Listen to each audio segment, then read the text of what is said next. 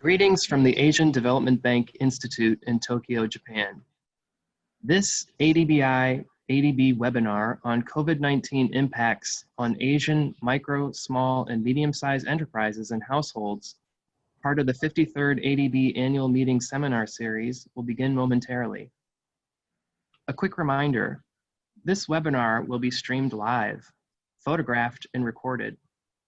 By attending, accepting connection, or continuing participation in the webinar, participants thereby consent to the possible use of their name, likeness, voice, or spoken or written comments by ADBI without compensation or permission.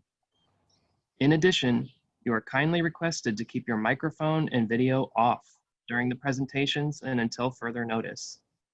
We appreciate your cooperation. With that, I turn the floor to Dr. Peter Morgan, ADBI Senior Consulting Economist and Vice Chair of Research, who will serve as our MC for today's webinar. Dr. Morgan, please. Thanks very much, David, and good morning, everybody, to our ADBI webinar on COVID-19 impacts.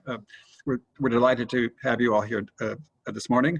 We do have a very packed program. Well, first we have two welcoming remarks, one from Dean Sonobe at ADBI and one from Elaine Tan at ADB. We'll then have a brief group photo and then go into the presentations, of which there'll be four, and then we'll end with a panel discussion, which will have opportunities for Q&A. So without further ado, let me invite Dean Tetsushi Sonobe of ADBI to give his welcoming remarks. Dean Sonobe.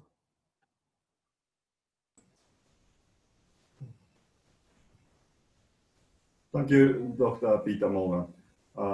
Ladies and gentlemen, good morning. Welcome to this webinar in which very fresh studies will be presented. The outbreak of the COVID-19 pandemic and the resulting falls in demand for goods and services due to uncertainty and policy interventions such as lockdowns, social distancing, and travel restrictions are having a severe impact on Asian economies. In many Asian economies, micro, small, and medium-sized enterprises, or MSMEs, constitute the majority of economic activity and employment. And they, together with households, will bear the brunt of any such negative impacts. To develop appropriate policy responses, it's necessary to obtain a correct understanding of the current situation of MSMEs and households in Asia. In all likelihood, the world will be faced with similar public health and economic crises again and again. The good understanding of the current situation and the process of recovery will be very useful in future.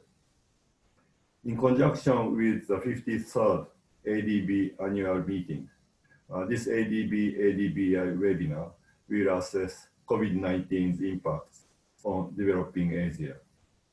A distinguished panel of researchers from ADB and ADBI and also outside will present the results of the studies of the impact of COVID-19 pandemic and related government policies in Asian economies. All the studies draw on fresh field research conducted during the period of the pandemic. The researchers will focus on the following areas: impact of COVID-19 on MSMEs, impact of COVID-19 on households, and that on enterprises and farmers, and that on tourism. The aim is to draw lessons for improving pandemic mitigation. The study of MSMEs was conducted by Shigehiro Shinozaki and Paul Vandenberg of ERCD-ADB. They aim to assess the initial 2 months impact on MSMEs operation, employment, wage, fiscal and funding conditions by sector and region during the COVID-19 pandemic in selected Southeast Asian economies, and to explore possible policy options. Second is a study of enterprises of farmers enterprises and farmers conducted by Professor Mohammad Abdul Malek of the University of Tsukuba and Susumu Yoshida and Shion T. Hoa of ADBI and myself.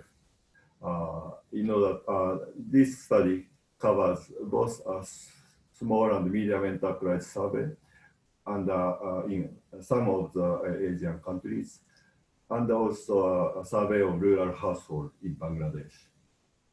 The third is a study of households conducted by Peter Morgan and Chin Q. Long of ADBI. The objective of the study is to assess the impact of COVID-19 on households in ASEAN countries, including impacts on income, employment, working hours, financial difficulty, coping behavior, and also education consumption. The fourth is about tourism, which has been one of the sectors most heavily affected by COVID-19. The study of tourism industry was conducted by Manisha Pradhananga, sorry for my poor pronunciation, but Manish at ADB. It aims to investigate the impact of the pandemic using the Lao PDR case study.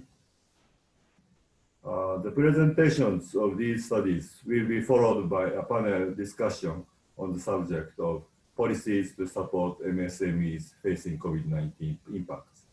The discussion will be facilitated by Dr. Elaine Tan, Advisor ERCD and Head of Statistics and Data Innovation Unit, ERCD-ADB.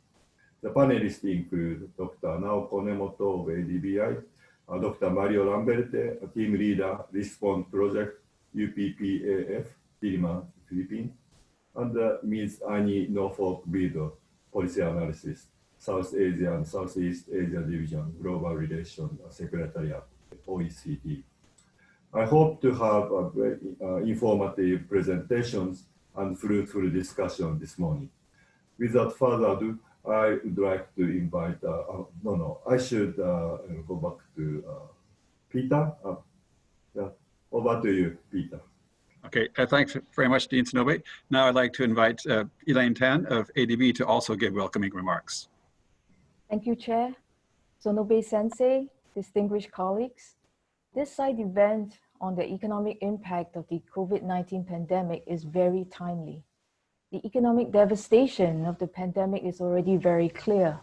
ADB has forecast that GDP in the Asia-Pacific region will contract by 0.7% this year, the first regional recession in almost 60 years. The ILO has estimated that in the second quarter of this year, the total working hour loss for Asia and the Pacific was about 13.5%, or the full-time equivalent of 235 million jobs. The number of poor persons is also expected to increase. ADB estimates that the COVID-19 pandemic would result in an additional 162 million poor persons based on the $3.20 poverty line. This will set back poverty reduction efforts by 3 to 4 years.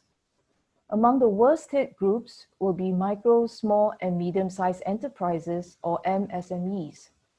As Sonobe Sensei has already said, MSMEs are the backbone of developing member economies. They make up the vast majority of enterprises, employ the bulk of the labor force, and contribute almost half the GDP. Therefore, they are a critical vector in achieving inclusive growth and poverty reduction in Asia and the Pacific. So it's befitting that the second half of this event will be a roundtable discussion on the policies to support MSMEs. Developing member economies have already adopted a range of policies to support their MSMEs. These have included measures to support cash flow, short-term working capital loans and grants, and loan guarantees, as well as subsidies in the form of loan payments, loan interest payment subsidies, wage support subsidies, as well as training subsidies. The governments have also assisted through regulatory forbearance, such as the waiver of consumption and import taxes, as well as the waiver of social security contributions. What are the effects of these policies? What is required before these policies can be effective? There will be consolidation in some sectors. How then do we target which MSMEs to help? The policies undertaken are mainly for the short term. What about the longer term? What structural reforms might need to be undertaken during this time to build MSME resilience so they can better withstand the next economic crisis? More fundamentally, how can governments assist in their transition to the digital economy if digitization is the here and now? I hope I've given you a taste of some of the issues we will explore with our distinguished panelists in the second half of this event. So welcome again, and thank you for attending. Let me hand back to the chair. Thanks so much, Elaine. Now we'll have a group photo. So please, everyone switch on their cameras. Let's stop sharing.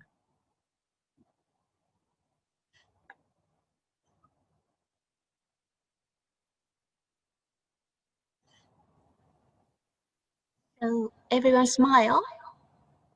1, 2, 3. It's done. Thank you. Okay, thanks very much. So now we'll move on to the main part of the program. I should note first that if you look at the chat box, there's a link to the agenda and all of the bios. So our first presentation is on the impacts of COVID-19 on MSMEs. It'll be presented first by Shigehiro Shinozaki, who's a senior economist at in ERCD at ADB, and then he'll be followed by Paul Vandenberg, also senior economist at ERCD ADB. So Shige and Paul, the floor is yours. You have 20 minutes. Thanks.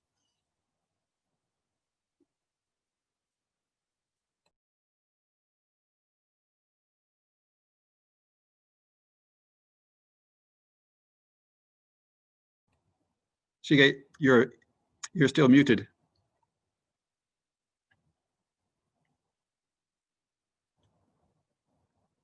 Can you unmute yourself?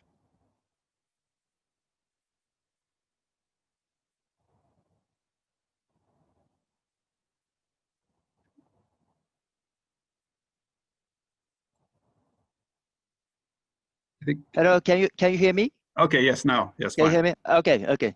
Sorry. Okay. And I upload.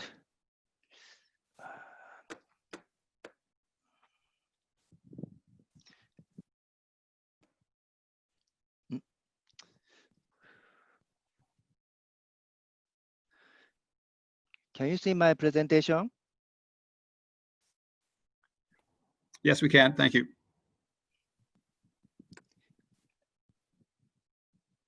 Okay.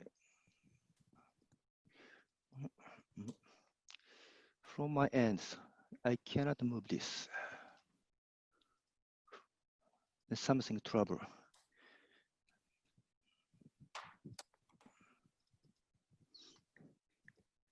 So everyone, can you see my PowerPoint material? We see the title page, yes. Do you want us to upload it from our end and then? So I tried clicking, but nothing happened. Okay, we'll upload it from our end then.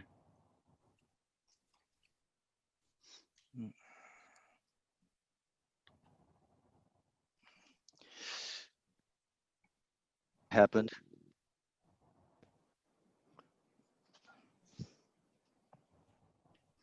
Can you click stop sharing? Maybe that will help, and then we can upload ours.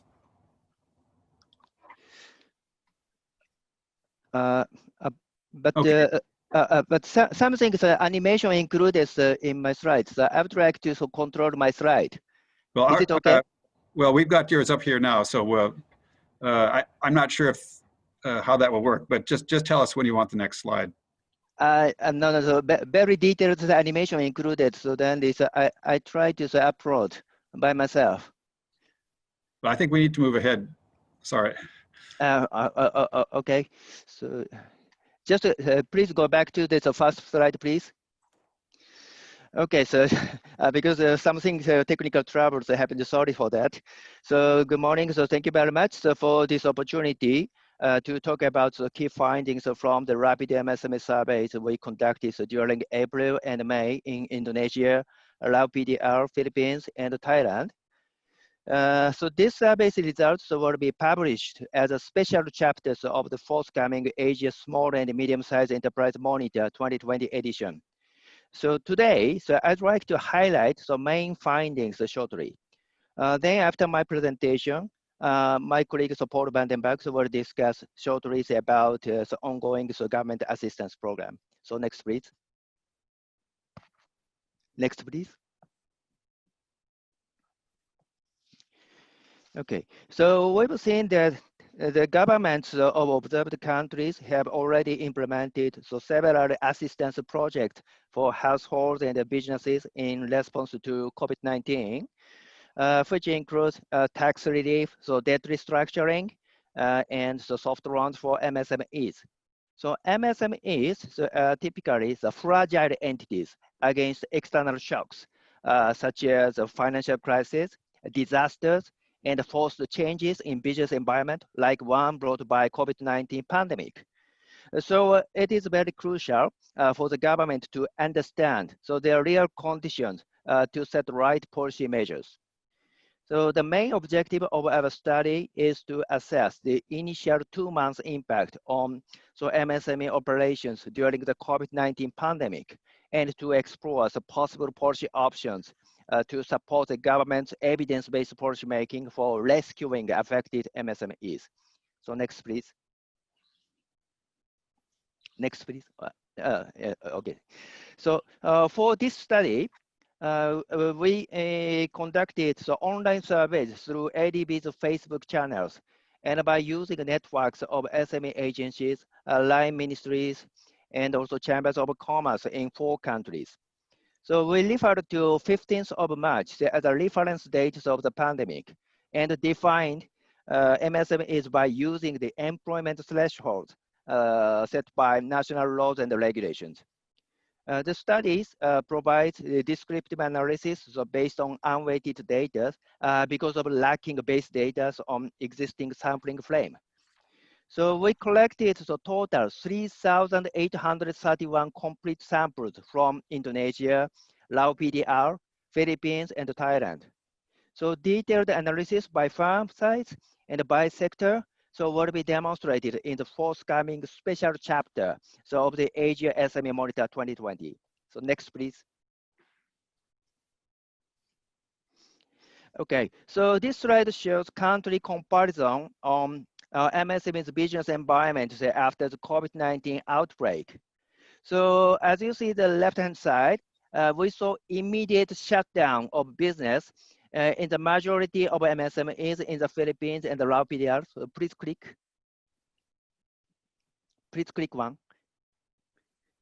Because animation. So just click. Okay.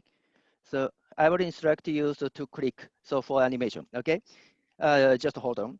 So now as you see, we saw immediate shutdown of business. So in the majority of MSMEs in the Philippines and the Lao PDR, and less than half in Indonesia and Thailand. And domestic demand was dropped in 40% of MSMEs in Thailand and Lao PDR. Please click. Just one click, okay. And 30% in Philippines and Indonesia. Please also click. Okay, so supply disruptions was identified in more than 30% of MSMEs in Thailand and the Philippines. Please click. And also less than 20% in Indonesia and Lao PDR. Please click. Okay, so next, please. So for monthly income of MSMEs, as you see the blue arrows, please click, double click, please. All right. Larger number of MSMEs faced over 30% revenue decrease soon after the outbreak of March. So, but MSMEs with no revenue increased in the second month or April. so caused by temporary closure of business in Indonesia, Thailand, and Lao PDR. So in particular, Lao PDR so faced very sharp increase of no-revenue MSMEs in April. So also interestingly, majority of MSMEs in the Philippines, please click, faced immediate no revenue in March caused by the strict lockdown measures. So this trend was also justified in the stringency index explained in next slide. Next, please. Okay, so this index was prepared by University of Oxford to measure the extent of stringency of containment policies at the national level, where darker shade indicates more stringent containment policies. So as you see the red circles of the figure, so higher stringency of policies started in March in the Philippines and April in Lao PDR. So suggesting that, so this contributed to higher proportions of zero revenues in the Philippines in March and Lao PDR in April. So justifying our survey results. So next, please. Okay, so this slide also indicate the stringency and mobility in developing Asia. So this chart explains more stringent policies accelerate more decline in mobility outside the home, so contributing to no revenue of MSMEs. So as you see the red circle, you can find the Philippines and Lao PDR in more right in the bottom side than Indonesia and Thailand. So this means higher proportions of no revenue of MSMEs in the Philippines and Lao PDR than Indonesia and Thailand. So well fit to our survey findings. So next, please. Okay, for employment of MSMEs during the pandemic, as indicated in the left-hand side, so around 60% of MSMEs, please click, had no change of employment after the outbreak. While these remaining reduced workforces in Philippines, Thailand, and Lao PDR. Please click. Okay, this one. So by contrast, around 60% of MSMEs, please click, reduced employees every month after the outbreak in Indonesia. So this is a very special case. And next, please. Okay, in aggregate MSME data at country level, so we could see that temporary staffing cut was a major action by MSMEs, which was followed by reduced working hours of employees in all countries observed. So also interestingly, we could find work from home, please click, was not a popular arrangement by MSMEs in all countries. Could you please click? All right. So also every countries promoted this arrangement. So work from home was not a popular arrangement by MSMEs. So next, please. Okay, so this slide shows total wage payments to employees by MSMEs in country comparison. So as you see, so visibly the long bars, please click in the left-hand side. So more than half of MSMEs suspended wage payments to employees after the outbreak in Indonesia and the Philippines. And looking at the right side of the figure, more than 1/3 of MSMEs reported no change of monthly wage payment in Thailand and Lao PDR. Please click. Please click. All right. Okay, next, please. So this figure shows serious cash flow problems of MSMEs. So MSMEs in all observed countries reported a serious lack of funds to retain their business, especially Indonesia. Please click, among others. Okay, next, please. For funding conditions, so MSMEs faced much difficulty in raising sufficient working capital to survive during the pandemic in all countries observed. So they didn't change their traditional approach to raise funds. So even in the crisis situation, that is highly relying on their own funds, please click, and borrowing from family, relatives, and friends, please click, to survive during the pandemic. Okay, so among 4 countries, so especially Indonesia, so much highly relied on informal sources to survive. So getting the credit from banks, please click, so was still limited for most MSMEs. So although several new lending support measures, such as special refinancing facilities, soft loan programs, and special guaranteed loans were launched by the government, so in countries observed. Okay, next please. The survey also asked the main concerns and obstacles that MSMEs will face, so if the pandemic continues over the months. The top ranked concern was a lack of working capital, please click, in all observed countries. So followed by further decline in domestic demand, please click, for Lao PDR and Thailand, and the disruptions of supply chain, please click, for the Philippines, and the repayment of loans, please click, for Indonesia. Okay, next please. So if the pandemic lasts over the months from the time of the survey, so around half or more MSMEs considered seeking the deferral of loan repayments in all countries observed, please click, but more pronounced in Lao PDR.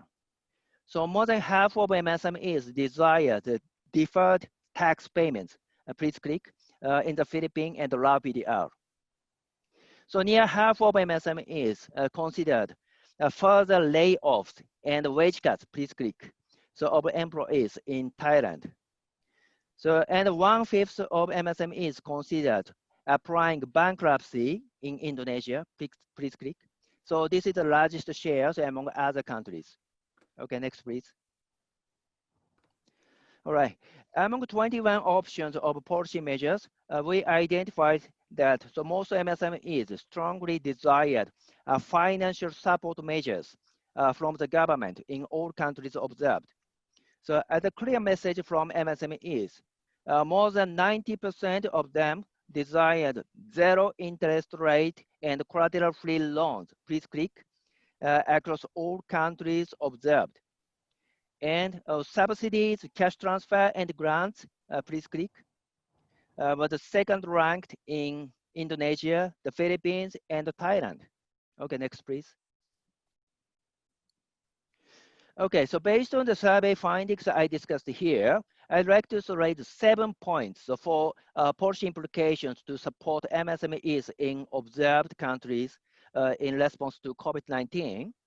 So first, so is to further elaborate assistance to focus groups to encourage the effective use of limited budget and support the most devastated groups of farms, sectors, such as manufacturing, traditional trade, accommodation, tourism, and transportation, and devastated areas.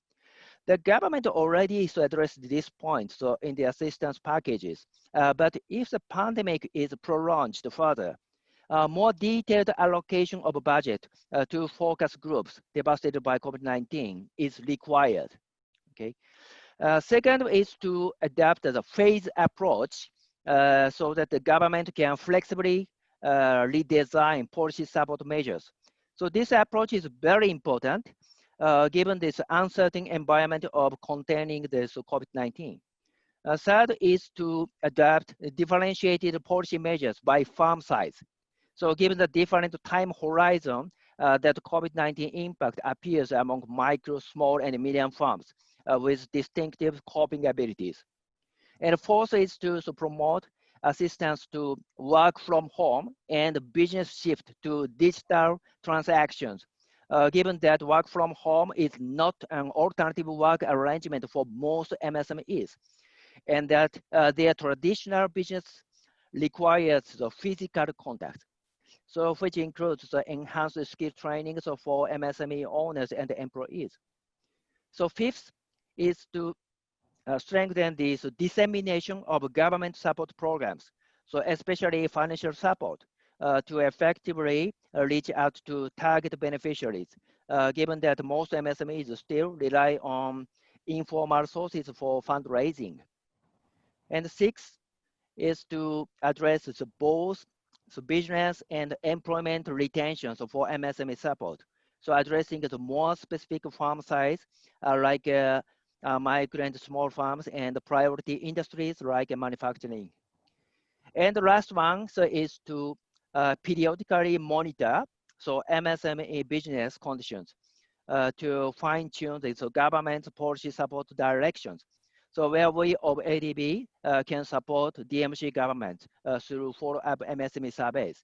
So the second follow-up MSME surveys are now ongoing. So in 4 countries, we can update these more detailed conditions of these MSMEs after this COVID-19 implemented later. Okay, so now I hand over to Paul. Okay, thank you. Next slide, please.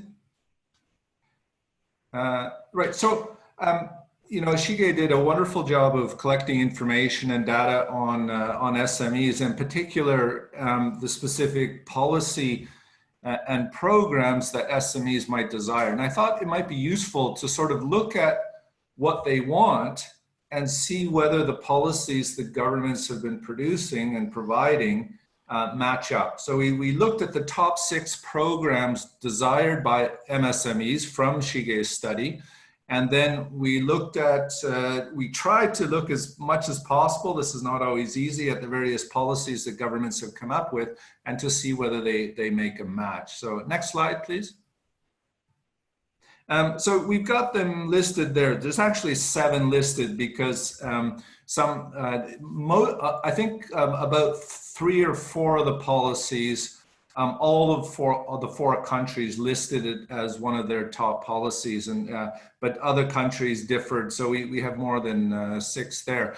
And what we find, of course, is that, and as Shige pointed out, that the issue of financing is very important. So the first one there and the second one there about zero interest loans or collateral-free loans and specialized refinancing along with low interest loans, we're highly demanded, and in terms of actual provision, they're very, very common and popular, right? And so in some cases, we see governments paying for or reducing the interest to 0. Sometimes that's on a limited basis, maybe for about 6 months or something like that. I didn't see a lot of programs on collateral-free loans, but you did see evidence of a large thrust in terms of credit guarantees. And I think you know, in some cases with credit guarantees, because the government is offering a guarantee, there's less need for collateral on that. One of the things that I didn't see and that was required or asked for by businesses was direct subsidies or cash grants. So we tend to see governments moving a lot in terms of lending and loans and how to deal with that. But in terms of direct subsidies, we haven't seen much, except there's been some countries which have invoked or provided wage subsidies. So it's not really a direct subsidy to the business, but it's a subsidy in a sense to keep workers going. In terms of faster approval of bank loans, some governments, not these 4 particularly, but throughout the regions have encouraged that. But of course, that's an activity that the banks themselves will do. And of course, banks still need to do some due diligence because they are lending new money. Paul, you've got about 2 minutes now. Right, got it. I've only got this slide and another one, so I'm gonna. In terms of a business restructuring fund, we haven't seen that. I know that we might see that. I suspect we might see that a little bit later if as the pandemic goes on and businesses really start to fail and they need money to restructure. In terms of facilitating access to new financial models, this was also popular. I haven't seen much in terms of government measures, but we know that there's a lot more digital finance going on there. So enterprises are talking to their banks and their financial institutions about deepening that. In terms of loan repayment moratoriums, we also see this as quite common. There are moratoriums on payments, but a lot of these are time limited, and we're actually coming to a 6 months effort there, length there, where some of this restructuring may end and may need more restructuring. Final slide, if you could just change it to that. Next slide, please. Yeah, so I tried to sort of map in some of these programs and sort of where they fit for the countries. And again, we see a lot in terms of wage subsidies, in terms of lending and so on.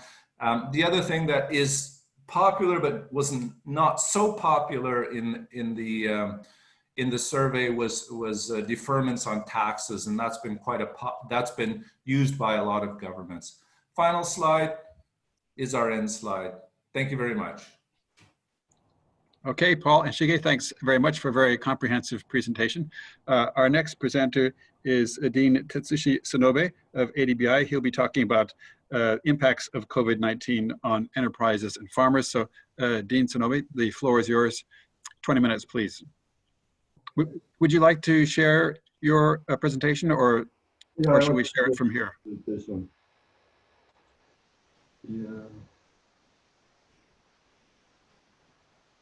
Yeah, we can see it. Thank you. Yeah, not yet slideshow.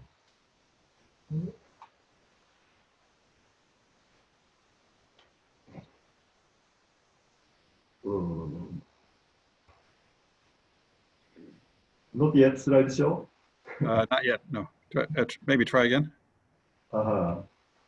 Okay, now it's there. Okay. Here is the point. Okay, I'm going to present the results of two surveys. The first is the SME, small and medium enterprise survey. The second is kind of rural household survey. This table shows 8 countries where we collected data. And then out of these 8 countries, we started from Vietnam and Malaysia. So survey was conducted in May and June. And the other countries, survey started in last August. And then it will end by the end of September. So we are still collecting data from the 6 countries.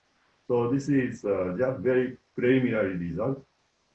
And then the sample size is varies from country to country.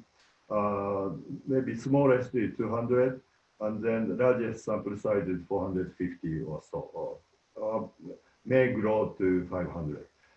And then we have been working with Asian Productivity Organization and under its member National Productivity Organization in each country. So the data have been collected through online survey, and then that was conducted by those National Productivity Organization, or NPOs. So in that sense, our survey, the data are kind of biased data, because the respondents to the survey are all the kind of clients of NPOs. So they are either receiving the consulting service or the kind of users of the NPO's e-product. So in that sense, these respondents, our sample, bit different from kind of ordinary SMEs or MSMEs. And then this table shows the kind of very basic. So in terms of sector, some countries like Mongolia, 2/3 are from service sector. But in the case of Bangladesh, vast majority are manufacturing and construction. What common thread is there, small and medium enterprises, not very micro, but small. So the employment size is less than 30. But this is permanent employees. So if the non-permanent employees are added, maybe bigger. And Vietnam is a bit exception, but employment size is a bit larger. And then most countries are domestic market oriented, in the sense that their sales revenue are mostly from domestic market, not exporting. So exporting accounting for the more than half of sales, that type of enterprise is just minority, except for Pakistan somehow. And then the female owner, relatively few in Bangladesh, India, and then Malaysia, Pakistan, as you might expect. Some are Mongolia are relatively high. So let's go to the next. So file-size distribution, or majority, or vast majority in some countries, or sample enterprises, have less than 10 permanent workers. And then in the case of Mongolia, somehow the 60%, more than 60% are female workers. Maybe, but they are mostly kind of service sector, so not the factory workers. This is another, this is about non-permanent employees. And then, this is more about the impact of COVID-19. So compared with the first half of the last year, this year's first half, the sales revenue were, for majority of enterprises, decreased.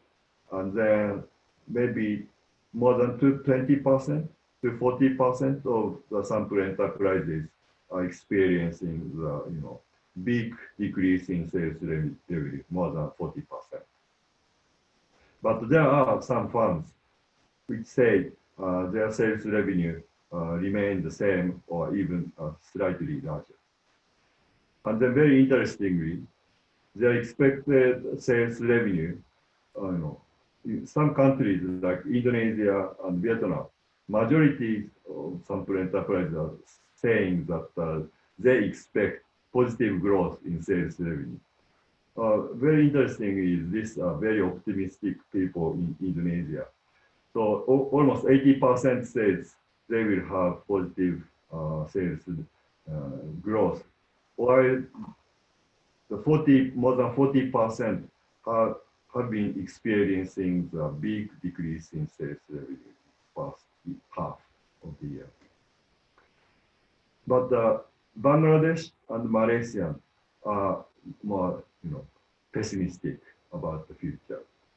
Okay. And then what happened in February to April? Of course, the domestic demand decreased a lot. And then foreign demand, well, because most enterprises are, domestic market oriented, so foreign demand is not so important for them. But for them, the domestic market demand decreased. That was a big damage. And then employees couldn't come, or materials didn't come. Those are problems for maybe 20% or 40% of the sample enterprises. And then in February to April, about one quarter to a little more than half of the sample enterprises experienced temporary close down. And then about the same percentage of firms experienced cash flow shortage. And of course, reduction or labor cut, employment cut occurred. And then this is a kind of question about the responses to some damage. So in this table, focusing on the cash flow shortage. So this is a hypothetical question, that is, if you encountered cash flow shortage, then what would be your major response to the cash flow shortage? But actually, vast majority of sample enterprises are saying that they are currently suffering from cash flow shortage. So the question is not very hypothetical. For the majority of firms, this question is very real.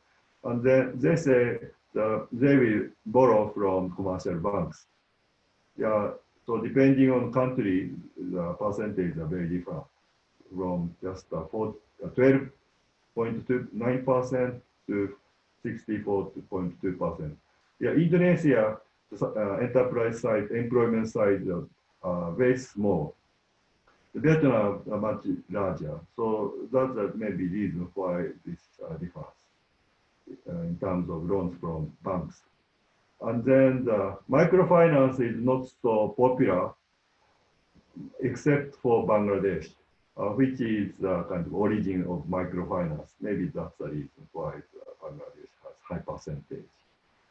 And then they say many enterprises from more than 10% to almost 40% say they will cut non-permanent staff further. And then some say that they will reduce salary or wages. And also they will try to delay payment and also collect debt, from the borrowers.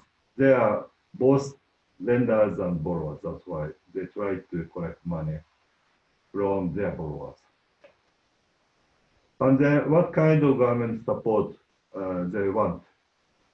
Yes, this is a table showing the kind of, this is the type of government support they want.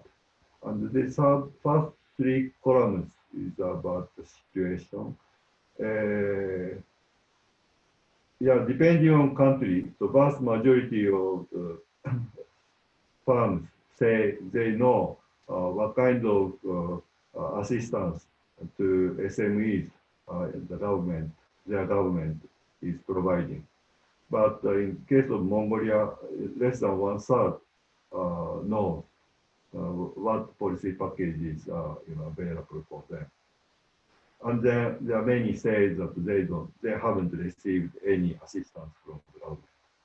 And then to the question about what kind of assistance do you need, then many say tax exemptions, deferred payment bank loans, receiving new bank loans, paying salaries to employees, government paid salaries to their employees.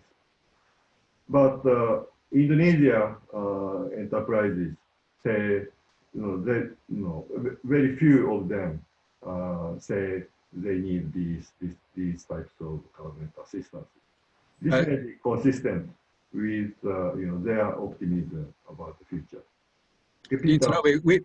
We have a request for you to make the slide bigger. I think can you make it full screen, because it shows the next slide on it too, so it's a little bit small. But I mean, don't worry if you can't fix it. Yeah. How to do it? It's okay. I mean, no, this is this is worse. That's worse. Yes. Okay. Yeah. Just. Yeah, this looks small, man. Yeah. No, it's small. We'll just carry on. It's okay. Just carry on. Yeah. Sorry for that. And so as Elaine emphasized, so digitalization will be the way forward. So we asked the situation about the usage of online business, online selling, and online payment. And then so except for Bangladesh and Mongolia, so many firms in the sample, they are selling their products or services through internet. So this is also maybe possibly a result of the bias, or selection bias, because the sample enterprises are clients of productivity organizations. So those productivity organizations must have encouraged those clients to adapt new mode of the selling. And then the second column is kind of percentage of sales, average percentage of sales through online. Among those firms which say that they are, doing they are selling online, and then they started that kind of practice since 2009 or 2014 or something like that. And then the vast majority of firms in every country except for Mongolia say that they will increase online sales in future. And then how about the payment? In terms of payment, Mongolia is going a little ahead the other countries. This may be a, possibly, I'm not sure, but possibly a kind of result of the ADB project entitled Mongolia Payment System Modernization Project, which was conducted in 2012 to 2020. So this is maybe a reason why the Mongolia firms are adopting the mobile payment, digital wallet more than other countries' counterparts. But yeah, I should have asked the East Asia Department of ADB before conducting survey. But yeah, in the next wave of survey, we will dig this issue a little further, deeper. And so much is SME survey. So I have said 5 minutes or so. So I will talk about the household survey in Bangladesh. This is based on the Mohabab Hossein's repeated survey sample. So we borrowed the sample, a list of households, which covers all the 64 districts. And this is a kind of national representative sample.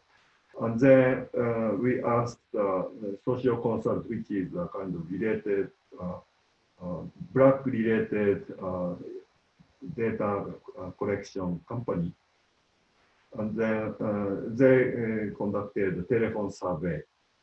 And then this was done, survey was done in June to July this year. And then we are planning to conduct the second wave in September. Not yet started, but very soon. By the way, the Mohabab Hossain was the Director General of Bangladesh Institute of Development Studies and the head of Social Science Division of International Rice Research Institute, and then Executive Director of BRAC. He passed away a few years ago. And then ADB ERCD is planning to continue the repeat survey of the Mohabab Hossain sample. Okay, so using this sample, we conducted household survey quickly, and then maybe a little more than 50% of the sample households are engaged in rice production. And then almost 90% produce non-rice grains like wheat, and then 21% produce vegetables, and then some are producing milk or egg or fish, and also some of them are conducting non-farm activities like cottage industry. And then in any type of crops or other farming activities, about 1/3, more than 20% to 40% say they experienced labor input disruption. So labor was not available on time. And then after harvesting, they encountered the difficulty in selling. The majority of those who had that difficulty say that the reason was the traders didn't come. So this is, and then almost all of them believe this is due to the COVID-19. And then the impact of non-farm businesses. So 20% of the sample households are engaged in the kind of non-farm business in rural areas. And then they say that their sales revenue decreased 0% to by 0 to 50%, or more than 50%, or almost 8% of them stopped the operation. But little less than 6% say they have not been affected. That kind of thing. And then yeah, so some of them, maybe half of them, engaged in the farming activities too, and then rest is focusing on their non-farm activities, but they are not very different. And then if we compare the villages, households in villages where the kind of daily wage is low, and then the higher wage rate, and then some difference. The low wage areas, the business survive, more likely to survive, and then the reduction in sales revenue is smaller, but not big difference. But we have not yet, really conducting any serious analysis. We are just compiling, cleaning data, and then also conducted very simple descriptive analysis. About 2 minutes left, Dean Siloe. Okay. Then remittance. This is a bit interesting. So out of 2,300 households, little less than 20% received remittance from their family members working within Bangladesh, and maybe capital city Dhaka and Chittagong. And then compared with last year, December to February, so they received only half in March to May. And then a little more than 10% of those households, sample households, received remittance from abroad. But in March, May, the percentage reduced to 6.3. And the amount also became half. Okay. And some of them received both domestic and international remittance. And so in their case, the reduction is not so big, but also a percentage reduced. Okay, and then 70% of people say they have debt, and then about 50% say their debt increased during the period of pandemic. And then, this is a bit interesting. So what kind of policy measures do they want? And then this is removal of movement restriction to access market. Yeah, so majority of people say yes, they need that kind of thing. But more people want the removal of movement restriction for traders, because many of the farmers have the difficulty in selling their product because of the unavailability of traders. But more popular policy measure would be loan repayment moratorium. And more popular is cash assistance for farm or business inputs. And then much more popular policy measure would be rural work program, like food for work, cash for work, that kind of programs. So way forward, very simple. We haven't really analyzed deeply the data, so we have to analyze data. And then we will definitely repeat both SME survey and the rural household survey to make panel data. Especially for the SME survey, our data must be biased.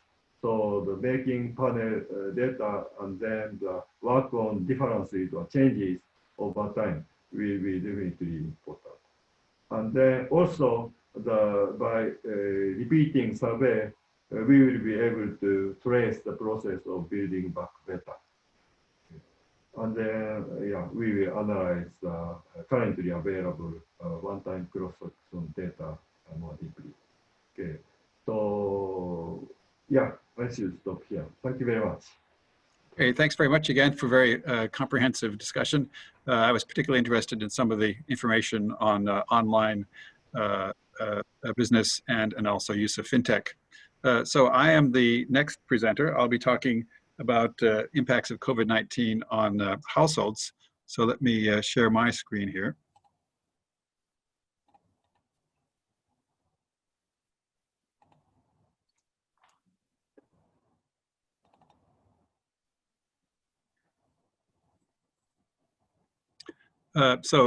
This table first shows just the incidence of COVID-19 in the 8 ASEAN countries that we looked at, so that obviously the number of cases varied quite a bit by country. And this next chart shows the severity index, the stringency index of the measures that were taken by the governments. And you can see there's quite a bit of variation there, fairly extreme degrees of stringency in the Philippines, Myanmar, and Vietnam, whereas on the other hand, Laos, PDR, and Cambodia, much less so. And so just to describe the survey that we conducted, it was in 8 ASEAN countries: Cambodia, Indonesia, Laos, PDR, Malaysia, Myanmar, Philippines, Thailand, and Vietnam. It was done by 5 survey companies, coordinated by Indochina Research and managed by us, implemented from the end of May and finished by the end of July. It was a computer-assisted telephone interview. Obviously, field interviews were not possible. We had nationally representative coverage, random selection, and about 1,000 households per country, so even size of samples across countries. And the respondent was the household head or person knowledgeable of the household's finance. Length of the interview between 12 and 19 minutes.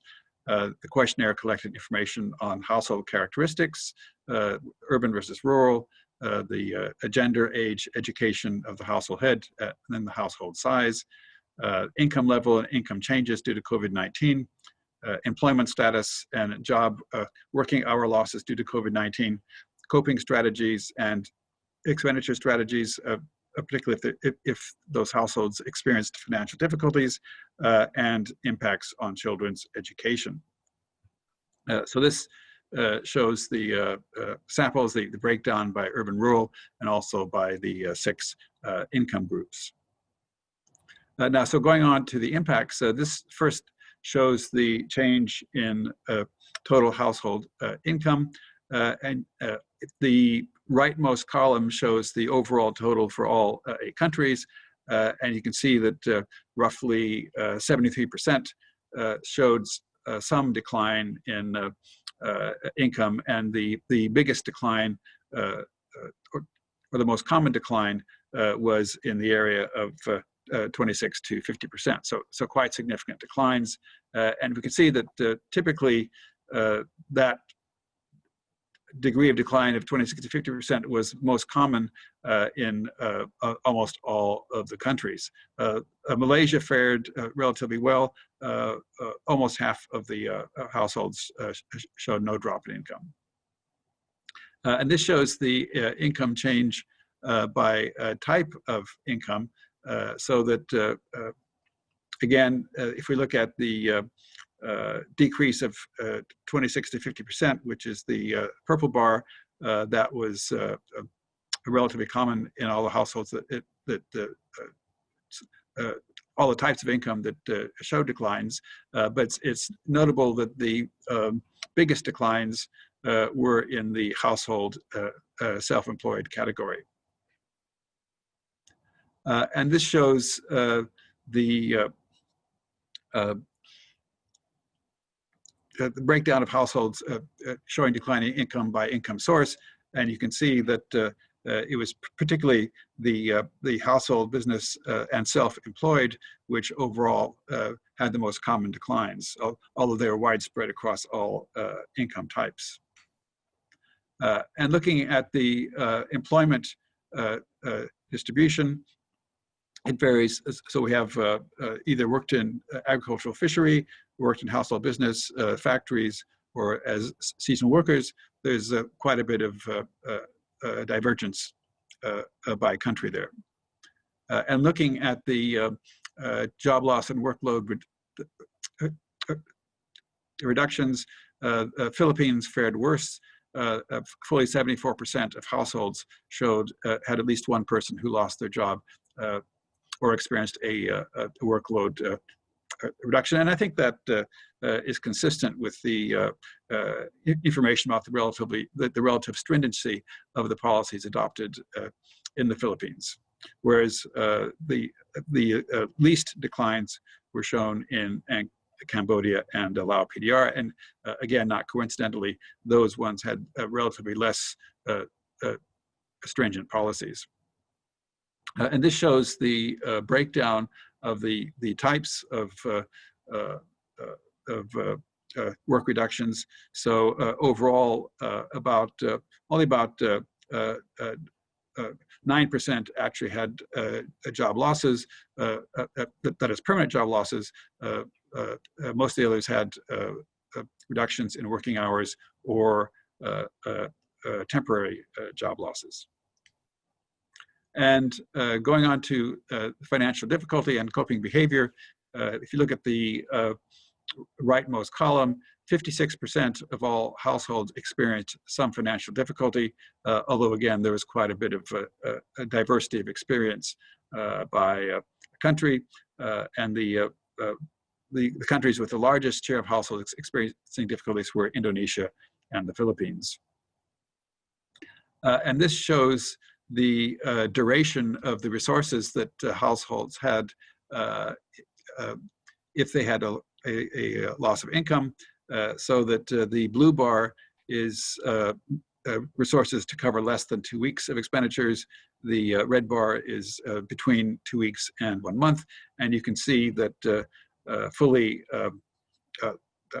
half of the households had resources up to 1 month or less. So that suggests fairly stringent conditions. And it's particularly noticeable in Indonesia. 87% of households reported 2 weeks or less of financial resources. And I think that is a little bit consistent with some of the data reported earlier by Shige-san and Paul. And then looking at the coping strategies for households which experienced financial difficulty, the most common response was to reduce consumption and expenditures, fully 83%. But after that was drawdown of cash and savings, borrowing from friends and relatives, deferring payments and debt repayment. But also interestingly, 34% applied for social government aid. So that suggests that those aid programs were at least somewhat successful. And this shows the coping strategies, the top 3 by country. So reducing consumption expenditures was the most common in all countries. The second most common one in many cases was actually homemade foods or items selling online, which was kind of interesting. And then the other response was borrowing from friends or relatives. Now looking at changes in household expenditure,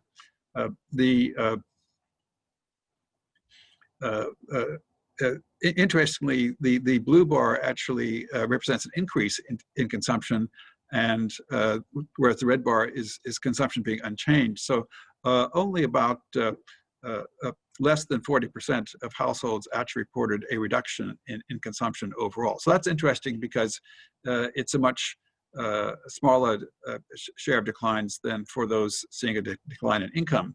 And that does suggest that some of these coping behaviors were relatively effective in maintaining levels of household consumption. Now, going on to the types of consumption reduced, food and meals, most common, also the non-essential daily expenditures or goods and services, and less going to, either going to coffee shops or eating out. Now, in terms of the educational impact, roughly overall about half of the households had kids going to school, and of those, 15% reported not going to school after COVID-19. However, again, you can see there's quite a bit of variation by country. The biggest shares by far are in Myanmar and the Philippines, whereas the impacts in Cambodia, Indonesia, Laos, PDR, and Malaysia were relatively small. So you had 51% and 45% in Myanmar and the Philippines, respectively, not going to school as a result of COVID-19.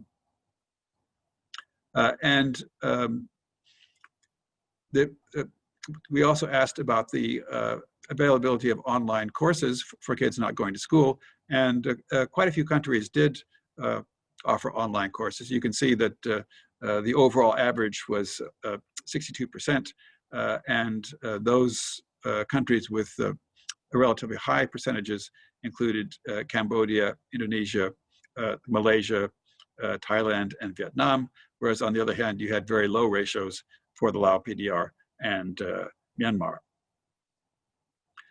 And in terms of those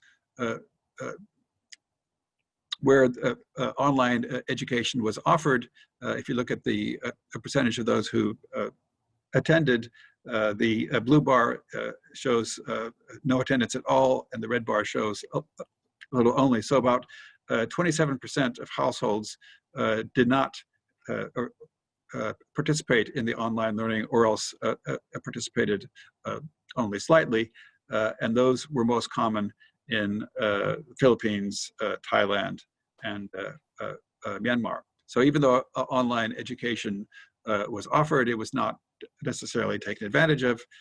And if you look at the reasons for that, so the most common reason was not having a computer pad or tablets, and secondly, either not having a internet connection at all, or the internet connection was too slow or unstable. So that suggests that kind of internet connectivity and digital access are quite important if people are to be able to take advantage of online courses. And there does seem to be a significant gap in that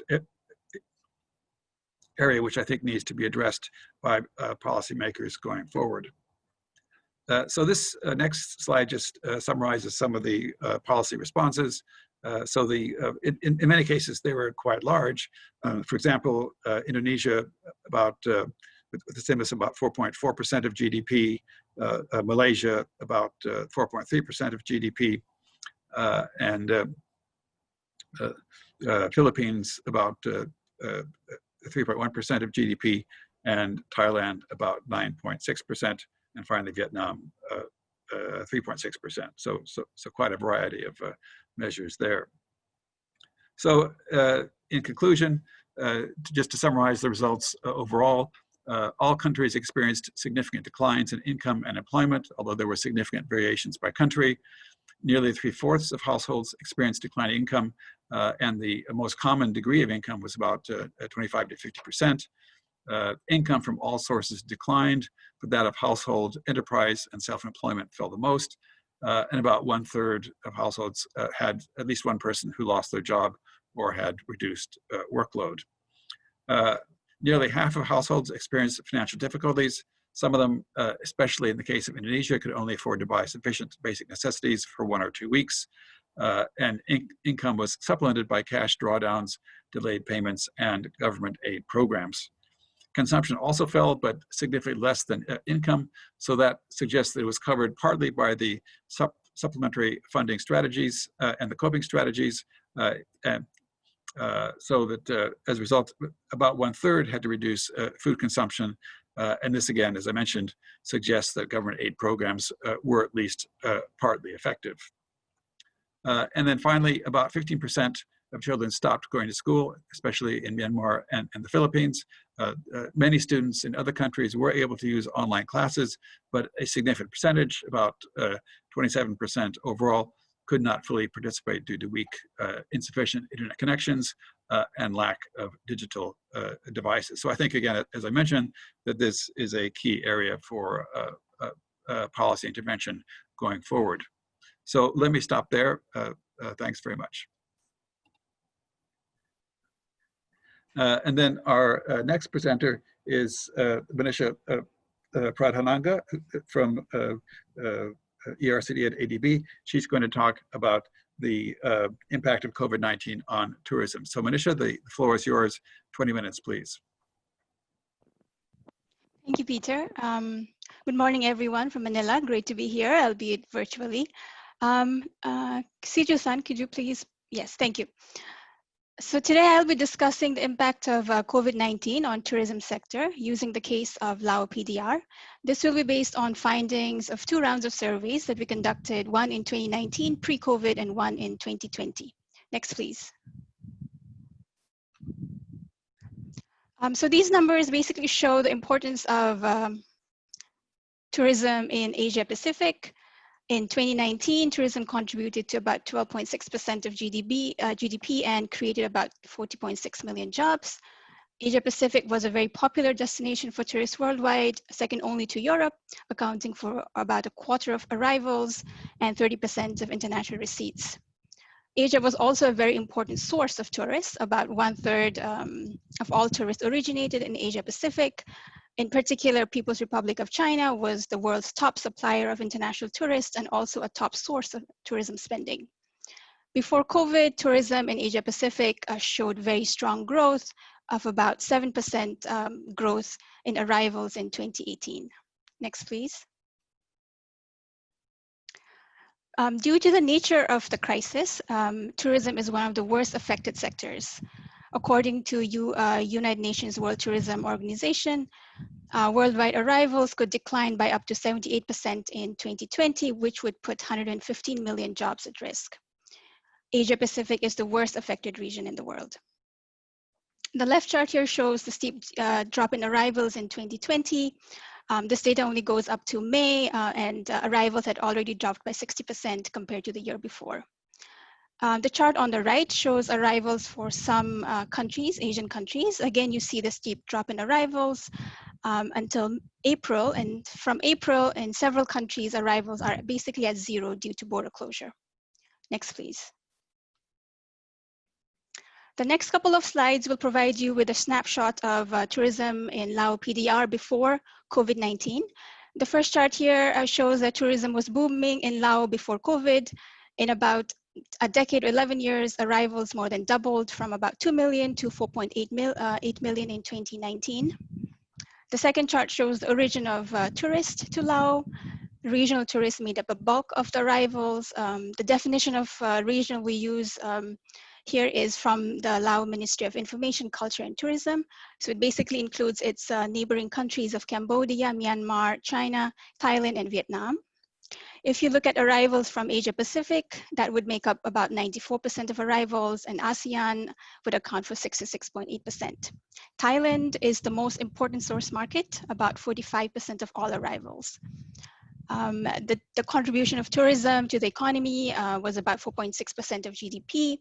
54,000 workers were employed, 63% were women. Next, please. So this slide provides you with some details on our survey in 2019, pre-COVID. We surveyed 366 enterprises consisting of resorts, hotels, guest houses, and restaurants. We did this survey in 4 destinations, which are very popular among tourists: Luang Prabang province in the northern part of the country, Vang Vieng and Vientiane capital in the central part of the country, and Champasak province in the south. A majority of the enterprises were micro, small, or medium, about 98.6%. About 54% of the workers were female, and about 59% of workers were from the same town or district. The table below here shows the composition of tourists by arrivals. I'll just point out that in Vientiane capital and in Champasak, ASEAN arrivals are very important, whereas in Luang Prabang, arrivals from Europe and America is quite significant. Next, please. So this slide gives you a timeline of major events related to COVID-19 and containment measures. The first cases were reported in 24th March. By 30th of March, the government had implemented nationwide lockdown and border closure. By 13th of April, there were only 19 reported cases. So by early May, some of the restrictions were slowly lifted. 4th May, intra-provincial travel, so within province travel was permitted, and 18th of May, inter-provincial travel was permitted, along with some tourism attractions were reopened. As of 25th July, there was 1 new case reported. This was after 102 days of no cases. And again, in 14th August, there was 2 new cases, but all 3 cases were imported. As of today, 16th of September, the total number of cases reported is 22. There have been 0 deaths. Several other restrictions have been lifted, but the border remains closed to international tourists. Next slide, please. So as you can see, Lao PDR has thus far avoided severe health impacts, but the effect on the economy, especially the travel and tourism sector, is expected to be devastating. According to ADB projections published just yesterday in the Asian Development Outlook update, the Lao economy is expected to shrink by 2.5% in 2020. From the chart below, you can see that international arrivals have dropped precipitously in the first quarter compared to last year's data. And since April, arrivals are at 0 because of border closure. Next, please. So this slide is just to show you the data of our survey. We went back and did a second round of survey in May 2020, between 6th and 22nd of May. This was right when the government was lifting some of the restrictions within the country. Next, please. So we went back to the 366 enterprises that we surveyed in 2019, and we were able to contact 327 of them, so about 89%. The table below shows the breakdown of enterprises by the 4 destinations. We found that about 52% of the enterprises were partially or fully operating. If we assume that enterprises that we could not reach were not operating, then the operation rate falls to 46%. From the table, you can see that Luang Prabang was the worst affected destination, with only 22% of the enterprises operating in May. Next, please. 70% of the enterprises had reduced employees, with an overall fall of employment by 38%. You see a slightly larger effect on female employees, a drop of about 40%.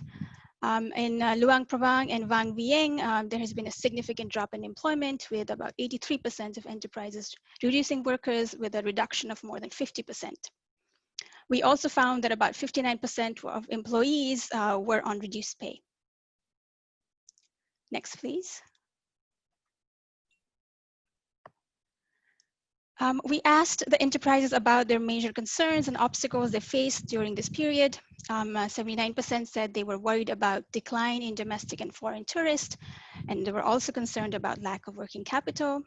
We found that 45.5% of the enterprises said they have enough savings or access to immediate credit from family or friends to remain in business until October of 2020. The table below shows actions the enterprises would be forced to take if COVID continued beyond May of 2020, our survey date. So as you can see, about 83% said they would have to temporarily close the business, 56% said they would have to lay off staff, 50% said they would have to reduce wages or salaries, and some would also have to take drastic measures such as apply for bankruptcy or even sell the business. Next, please. So we asked about popular interventions for the enterprises. The chart here shows that Measures to control the pandemic, such as screening of tourists at the border and also testing of the general population, is very popular. Similarly, financial support measures such as tax relief and subsidy for businesses are also popular. And finally, tourism-specific interventions such as waivers of visa or entry fees at tourism attractions are also considered quite important. Next, please. So among the various options put forth to revive tourism, one strategy has been to promote domestic tourism. As domestic travel restrictions will probably be the first to be relaxed, locals will be the first to travel. This figure is from work done by my colleagues, Matthias and Anna at ADB. It shows the potential for domestic tourism to fill the gap left by international travelers if we were able to divert all outbound tourists to domestic destinations. So as you can see, in about half the countries in Asia Pacific, domestic travelers can potentially fill the gap left by international travelers. These are the countries with the green bars. Unfortunately for Lao PDR, it's in the red. So Lao PDR had about 4.8 million arrivals in 2019 and only 2.7 million outbound trips. So even if Lao were able to convert or divert all outbound tourists to domestic destination, you would still see a gap. Next, please. So what matters is not just the number of arrivals. Can you go back one slide? Yes. But also the spending by these travelers. So this figure here shows the effect of diverting all outbound spending to domestic tourism spending. So in some countries, you can see this would fill the gap. And fortunately for Lao, it's one of the countries. There are already initiatives from the private sector in Laos to promote domestic tourism by offering discounts and making information readily available. Next, please. Our survey data actually shows the potential of domestic tourism. So what we did is we divided our enterprises based on the share of domestic tourists among their guests in 2019. And we found that in 2020, a higher share of enterprises that targeted domestic customers were operating compared to enterprises that target international customers. Similarly, we found that domestic customer targeting enterprises also laid off fewer share of their staff. Next, please. So beyond domestic tourism, travel bubbles have also been put forward as a solution. In this case, countries would agree on specific health protocols, among other things. So sub-regional travel bubbles especially would have a higher potential, as about 80% of all international travel is intra-regional. Travel bubble, especially for Lao PDR with its neighbor, would make complete sense. It's a real possibility and would mitigate some of the impact of COVID-19. Just 3 countries, PRC, Thailand, and Vietnam, account for about 85.7% of all arrivals and 55% of spending by tourists. Just Thailand accounts for about 45% of arrivals in Laos. Although travel bubbles with its neighbor will not lead to the same level of arrivals and spending as pre-COVID, but it may still be able to save thousands of jobs and many enterprises from going out of business.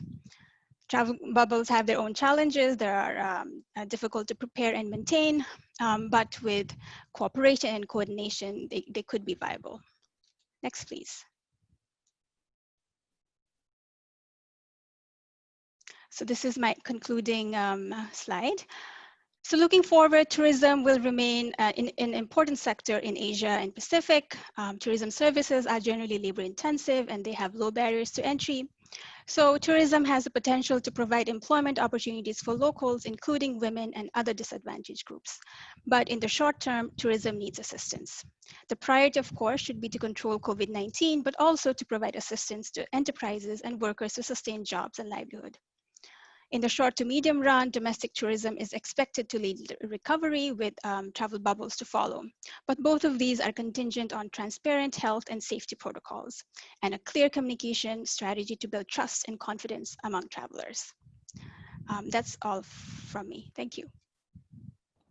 Okay, thanks very much for an excellent and interesting presentation. Hopefully the travel bubbles can be implemented successfully. So that completes our presentations. We've managed to finish just on time. So thanks very much to all the presenters for excellent time control. We'll now move on to the second part of our program, which is the panel discussion on policies to support MSMEs facing COVID-19 impacts. The moderator is Elaine Tan. So Elaine, the floor is yours. Thanks very much. Thank you, Peter. For the roundtable discussion on policies to support MSMEs, we will have 3 speakers. Each of them will have 10 minutes to share their latest research. And after each speaker, we will have a few minutes of live Q&A. If you, the audience, have questions, may I request that you type your question in the Q&A box on the side. As time is limited, we're able to have at most 2 questions per speaker. After all the speakers have done their interventions, the panelists will have a roundtable discussion on common issues in their presentations. During this time, if the audience has questions, please type your questions in the chat box as well. Let me introduce our first speaker. Professor Naoko Nemoto is a professor at Waseda Business School, Graduate School of Business and Finance. She is also a financial economist at the Asian Development Bank Institute. Her research interests include monetary policy, financial inclusion, and sustainable development goals. Today, she will share with us a research on using big data to support MSMEs. Naoko-san, the floor is yours. Thank you, Elena, for introducing me. Yeah, hello, everyone. Thank you very much. It's my pleasure. And I'd like to share my slides.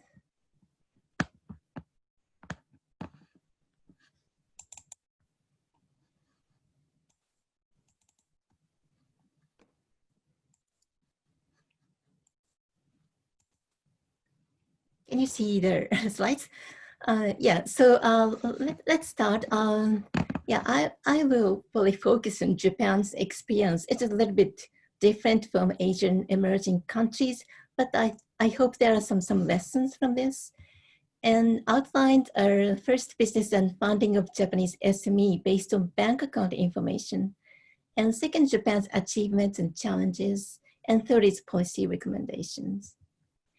And let me share some definition of SME and MSME in Japan. This is and SMEs are sectors comprise 70% of total employee and more than 50% of total GDP. It's still very important sector in Japan.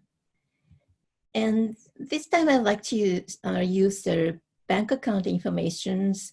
And in Japan, banking is very, bank penetration is very high. So most of corporates and households have a bank account, and they use this account and do some deposit monies or borrows and also transactions, I mean payments and others. So bank account information is very expresses the cash flows of overall business status of SME. And this time we collaborate with the Japan Risk Data Bank. They have more than 60 financial institutions as members and shares information of 910,000 clients. But this time I use 30,000 SME data. And it is not just the MSME, it's a kind of overall SME, but I hope that this data would be probably useful as they have very common problems.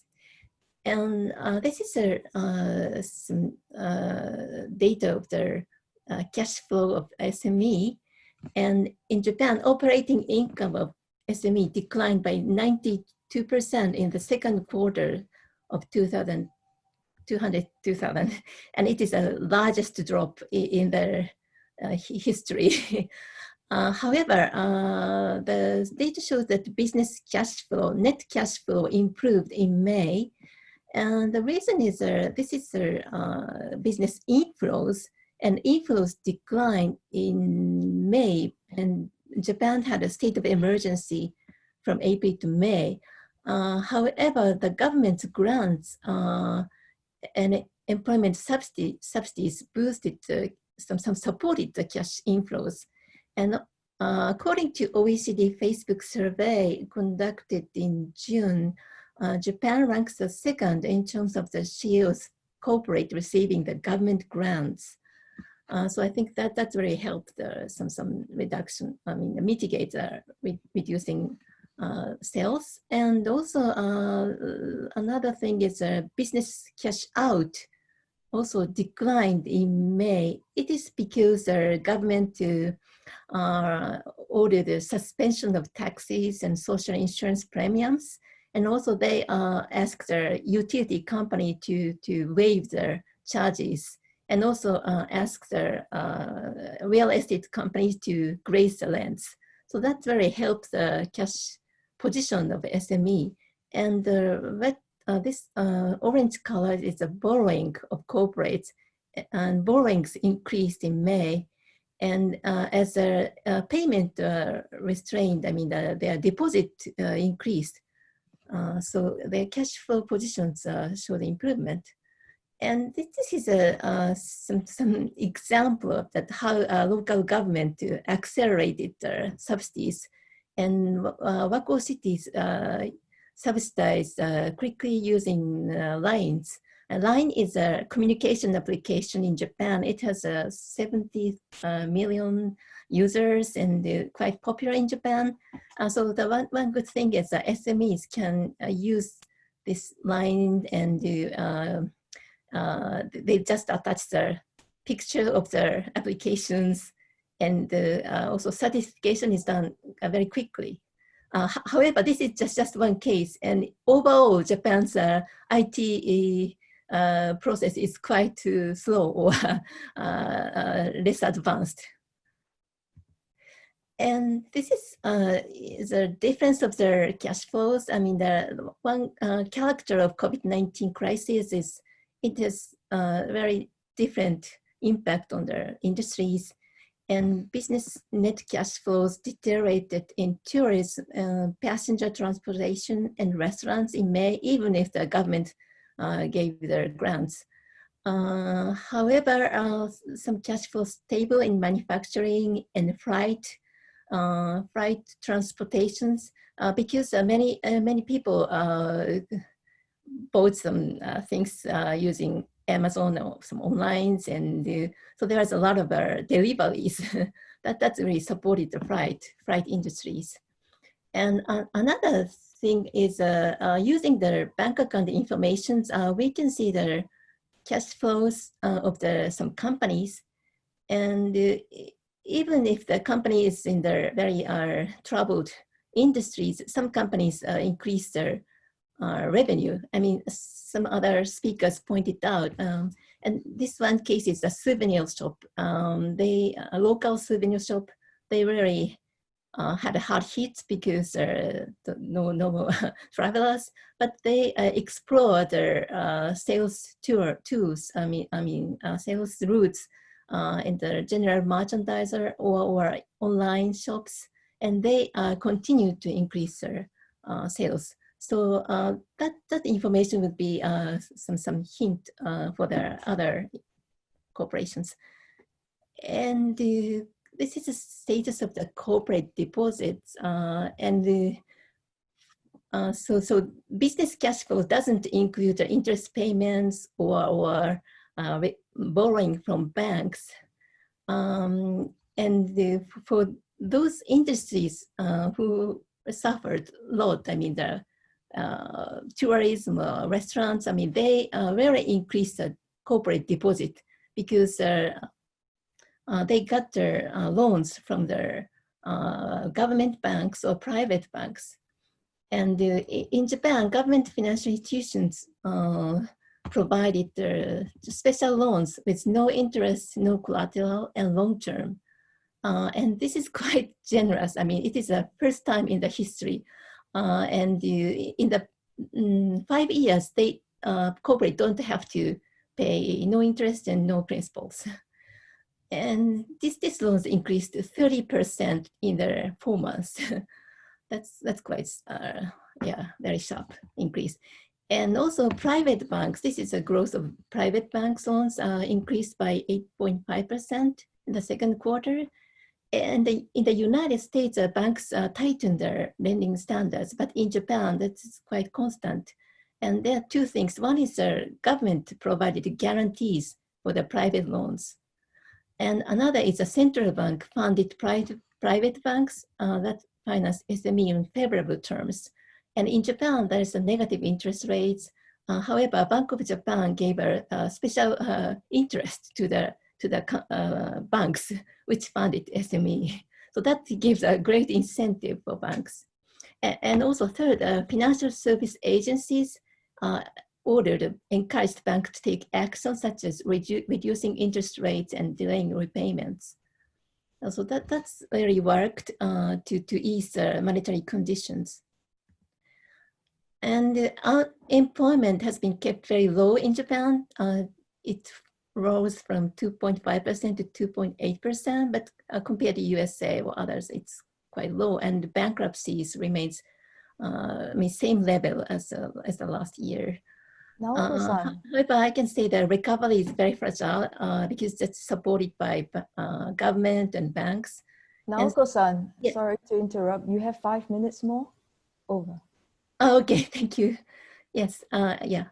And if economic situations continues, if there's no recovery of the demand, I mean, the bankruptcy will probably arise in the future.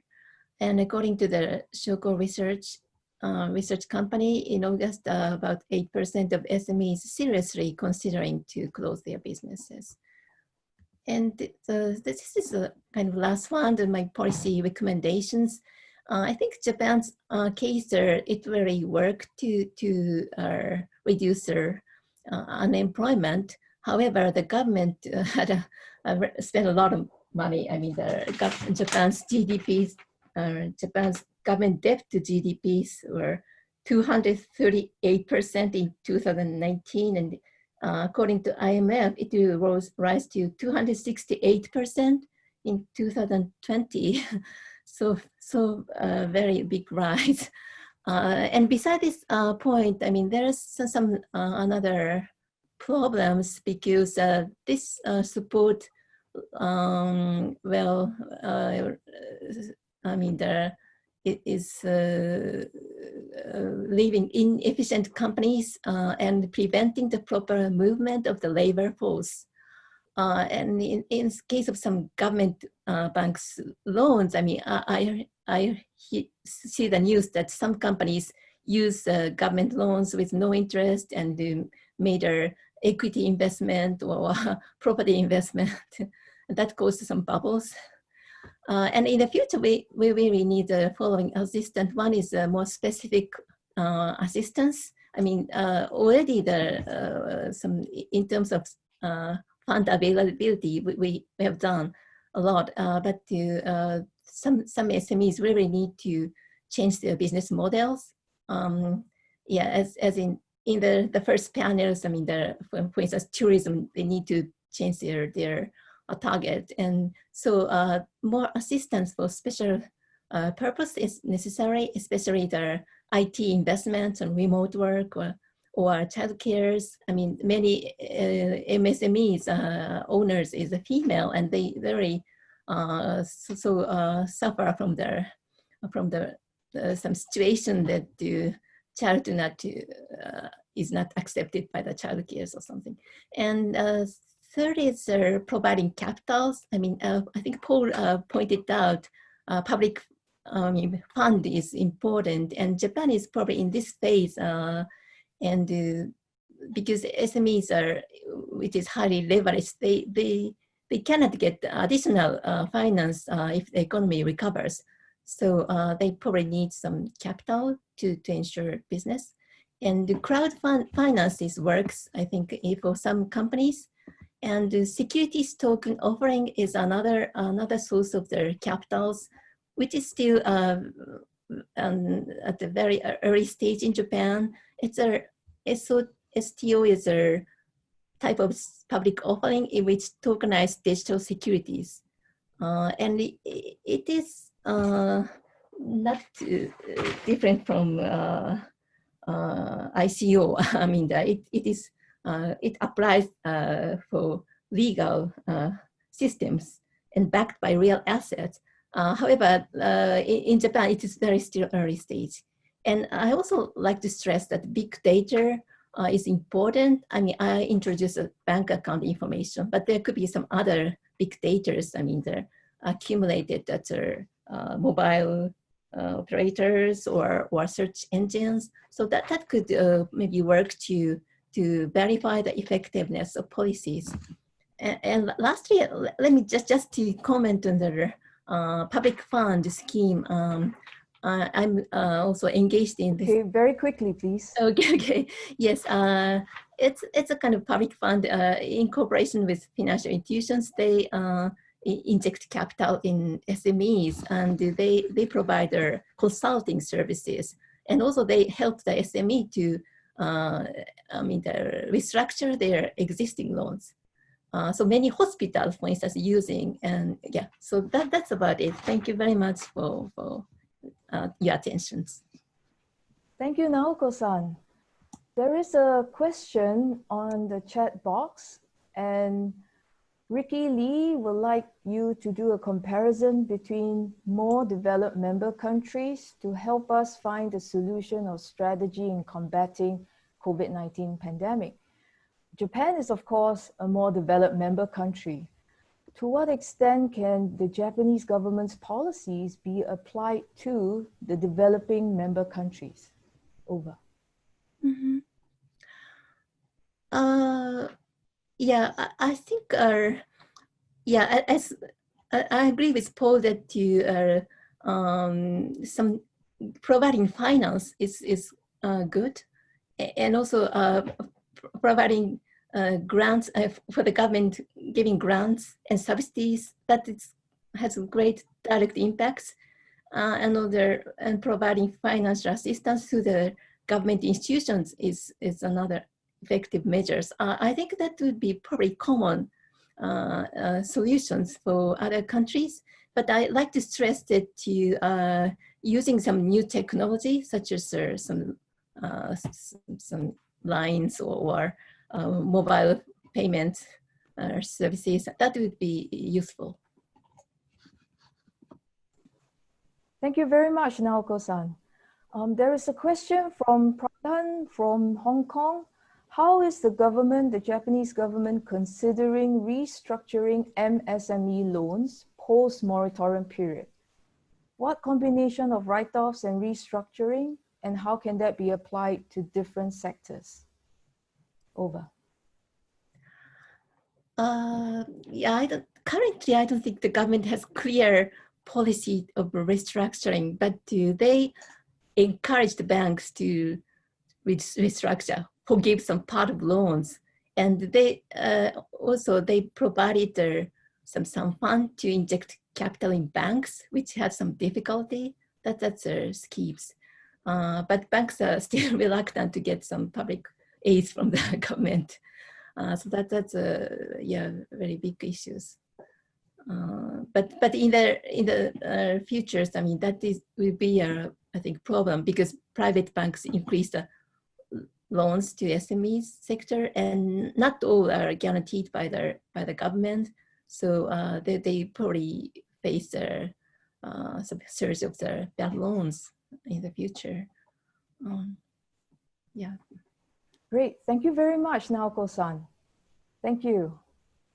Our next speaker is Dr. Mario Lambert. Mario is currently team leader of the Regulatory Support Program for National Development, or RESPOND, at the University of the Philippines. He was previously Director of Research at ADB Institute and a past president of the Philippine Institute for Development Studies. Mario will speak to us today on the Philippines' policies to support MSMEs during this pandemic. Mario, you have about 10 minutes. Over to you, please. Thank you, Ellen, and good day to everyone attending this forum, wherever you are, and whatever time you have in your watch. Now, let me share my screen to you.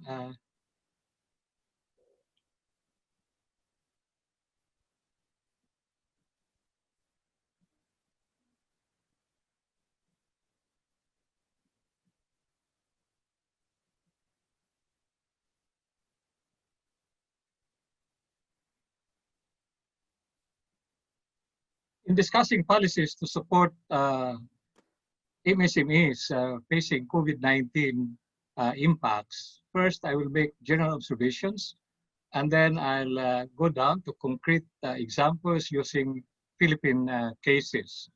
I'll first make some introductory remarks to put my remarks or discussion in the proper context, and then I focus on policy issues.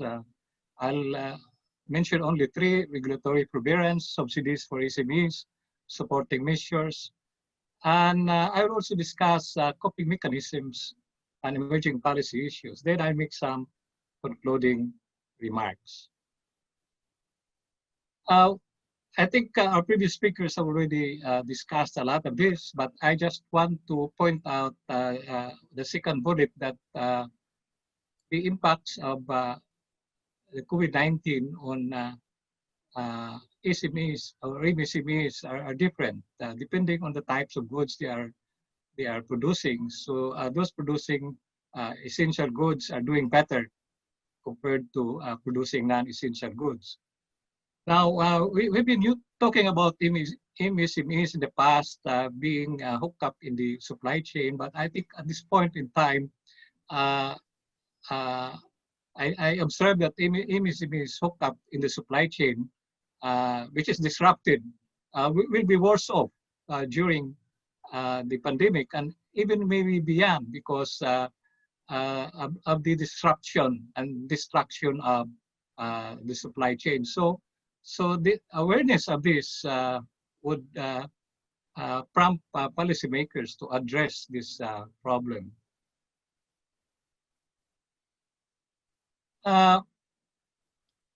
Put it in concrete terms, let me first show you the profile of establishments in the Philippines. If you are walking on the street and you see a businessman, there's a 99.5% chance that you'll meet an MSME. And there's a 65% that you meet somebody employed by MSMEs. And many of the SMEs are engaged in wholesale and retail trading.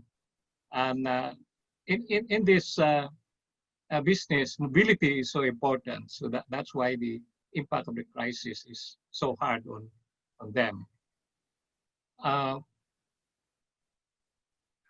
Now, we've been talking about the restrictiveness of the restrictions and how they affect SMEs. But in the Philippines, the degree of restrictiveness varies across regions, and it depends on where the MSMEs are located.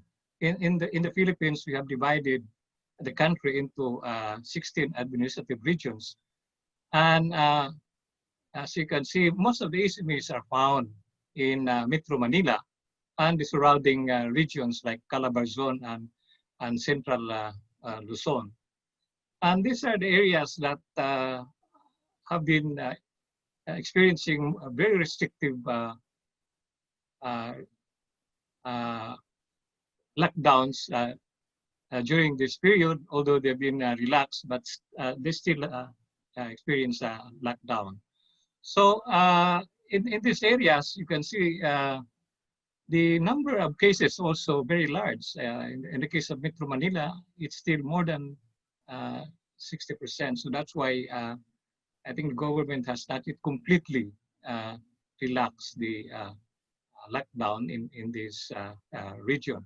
Whereas in other regions, you can see them being relaxed.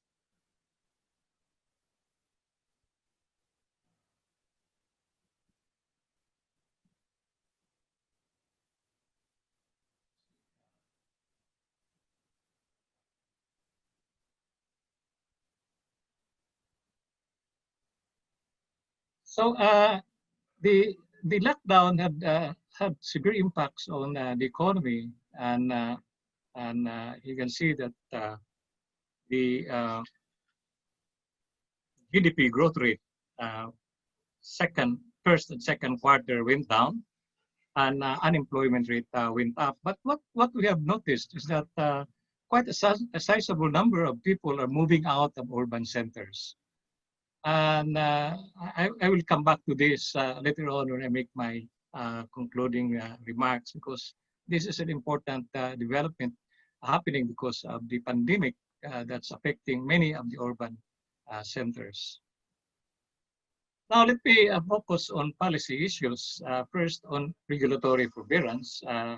I think we are familiar with regulatory forbearance because this has been used in past crises, focusing on the financial sector. But there are also other regulations that affect MSMEs that should be relaxed also during this crisis.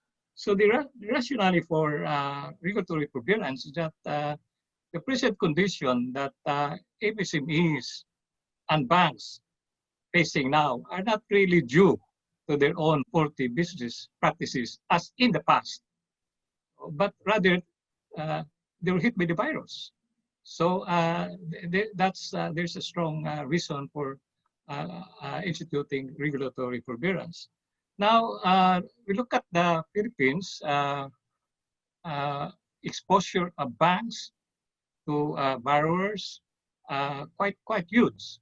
And we are, if you look at this table, MSMEs are borrowing from government financing, from thrift banks, from private financing, co-op banks, rural banks, cooperative banks, and microfinance banks.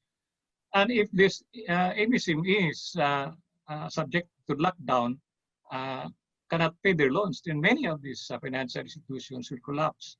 And it would be harder for MSMEs to access loans during the recovery period. So there must be something done in this. Now, in the case of the Philippines, looking at regulatory forbearance first, credit-related measures, the government instituted a mandatory minimum 30-day grace period for payment of loans. And recently, they passed a law and increased it to 60 days. Associated with this is the relaxation issued by credit information in tagging missed payments, because if you have credit rating or credit scoring in the country, many of these borrowers, mostly MSMEs, will have very poor score, and therefore they cannot access loan. Or if they can access loan, they have to pay much higher interest rates. The other policy measures instituted by the central bank to lighten the burden of banks are actually standard in past crises, at least in the Philippines. But I like to point out two important points. The second to the last bullet is about non-imposition of penalties on legal reserve deficiencies for a period of 6 months. And the other one is recognizing loans granted to MSMEs after March 15 as alternative compliance with the reserve requirement up to December 2021. So I think these are innovative regulatory forbearance initiated by our central bank.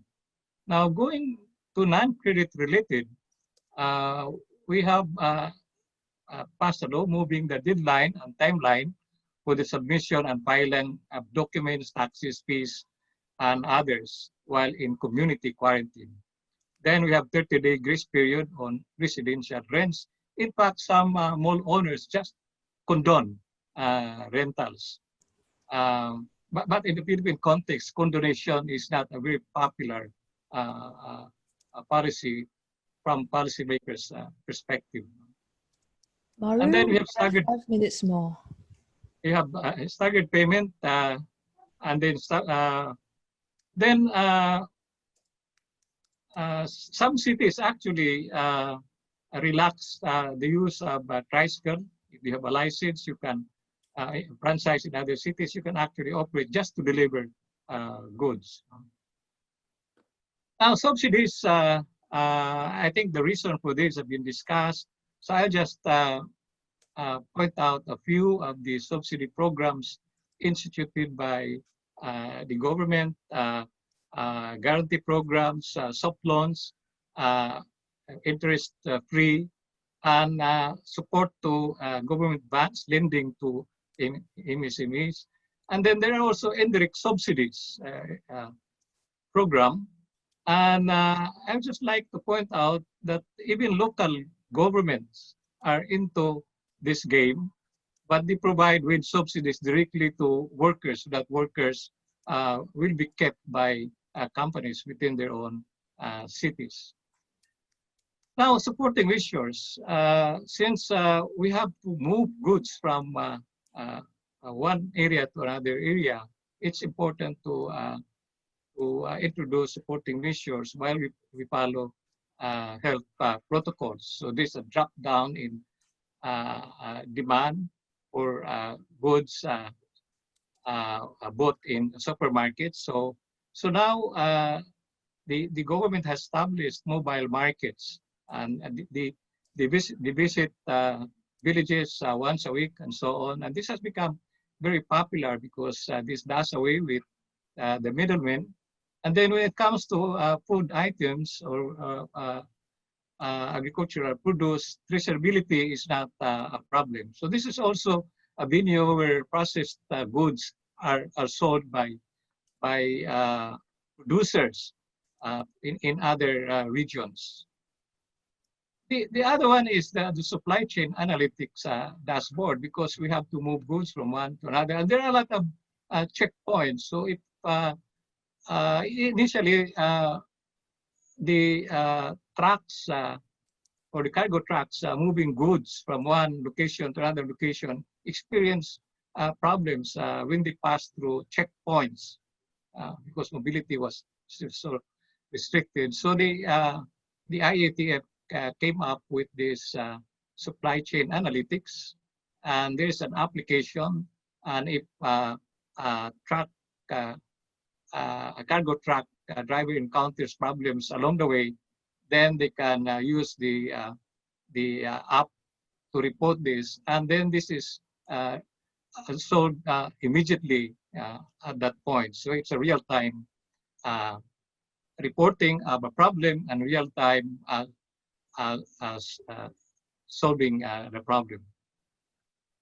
Now, the other one was not very much discussed is the ability of MSMEs to cope with the crisis. And recently, I think in the case of the Philippines, many of them have turned to internet platforms to sell goods and services and buy intermediate goods. For other countries, this is in the region, this is typical, but for the Philippines, many SMEs are doing this for the first time. Now, the challenge here is that internet connectivity. So there's a policy to implement a common tower. And the other one is the central bank strongly encouraged to temporarily suspend all fees charges imposed on the use of online banking platforms or electronic payments. So this is actually an exchange for giving banks and other financial institutions regulatory relief. Tax authorities, unfortunately, they require online transactions to register. And that's a big challenge to many SMEs. And with rising online transactions, there's a need to look at disputes that have been arising, and settling disputes is an issue now. Now, if you look at the number of registered Philippine online businesses before and after the crisis. Ariel, sorry Yes. to interrupt. Can you wrap up soon? Okay, so I'll move to the concluding remarks. I have a few points here. I'll not mention all of them. First, I think SMEs greatly affected by the pandemic should also be in the forefront in stemming the spread of the virus, following health protocols, contact tracing. I think this one thing that is being emphasized. And the reversal of agglomeration will be permanent, then this will provide opportunities for SMEs, especially those outside of Metro Manila. And there are opportunities for MSMEs to reshape their business model, including adoption of new technologies. And since many of these MSMEs are localized, operating locally, local governments can be more proactive using databases they have, especially on annual new and renewal of business registrations to be utilized for policymaking and programming. So with that, I'll stop my presentation. Thank you, Eileen. Thank you, Mario. There are two questions for you in the Q&A box. Dear Mario, from Saeed Kaidia. Dear Mario, is there any evidence or data which show that some MSMEs shifted their business to other business activities to sustain their enterprises? Over. Let's start again. I think I missed it. Okay. Saeed Kadir is asking if there is any evidence or data showing that some MSMEs shifted their business activities to other business activities. So they changed their business activities in order to sustain their enterprises. Over. Okay, there are no, I couldn't see any statistics at this point in time, but there are some bits of information every now and then. And we gathered that from new business applications in localities, and they are shifting to other businesses. And I think I showed a graph that they're moving to businesses that will use online transactions. That's as far as I can say. Okay, thank you. Another question from Prahan. Any specific policy measures for protecting MSMEs which are primarily engaged in exports or export-oriented sectors? Yes. One actually was the supply chain. That's the government is ensuring that supply chain would continue. So and also trade facilitation could continue. So that's the non-financial side. The financial side is the soft credit given to SMEs for working capital, so they can continue producing the products that's supposed to be exported. So these are some of the policies to support SMEs, especially those that are exporting. Okay, thank you very much, Mario. Moving on to our last panelist, Ms. Annie Norfolk-Beadle. Annie is a policy analyst at the South Asia and Southeast Asia division of the OECD. In her role, she works closely with the ASEAN Secretariat and policymakers in Southeast Asia. And today she will discuss the policy approaches in South and Southeast Asia. Annie is speaking to us from somewhere in Europe, I think. And Annie, we appreciate you giving up your sleep for us. The floor is yours, please. My pleasure, and thank you very much to ADBI for inviting us to participate in this seminar and for the very interesting presentations that we've had so far. It was very fascinating for me, at least. We just basically today we wanted to kind of give a bit of an overview about some of the work that we've been doing in collaboration with the ASEAN Secretariat. So we work very closely with the ASEAN Coordinating Committee on MSMEs, which is comprised of all of the different ASEAN SME development agencies.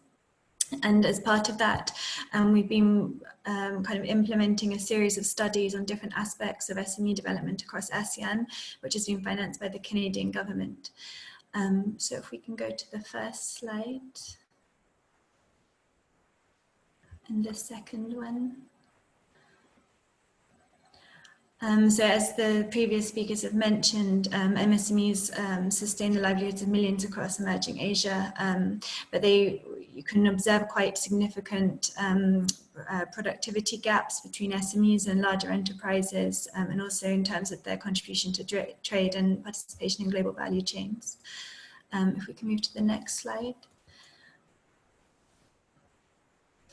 So we basically wanted to kind of present some of the work that we've been doing over the past couple of years to kind of really emphasize that it's important to consider the longer run priorities for SME development across the region as a kind of backdrop to the current pandemic, and also some of the implementation challenges that policymakers have faced, which are rearing their heads very much with the current stage.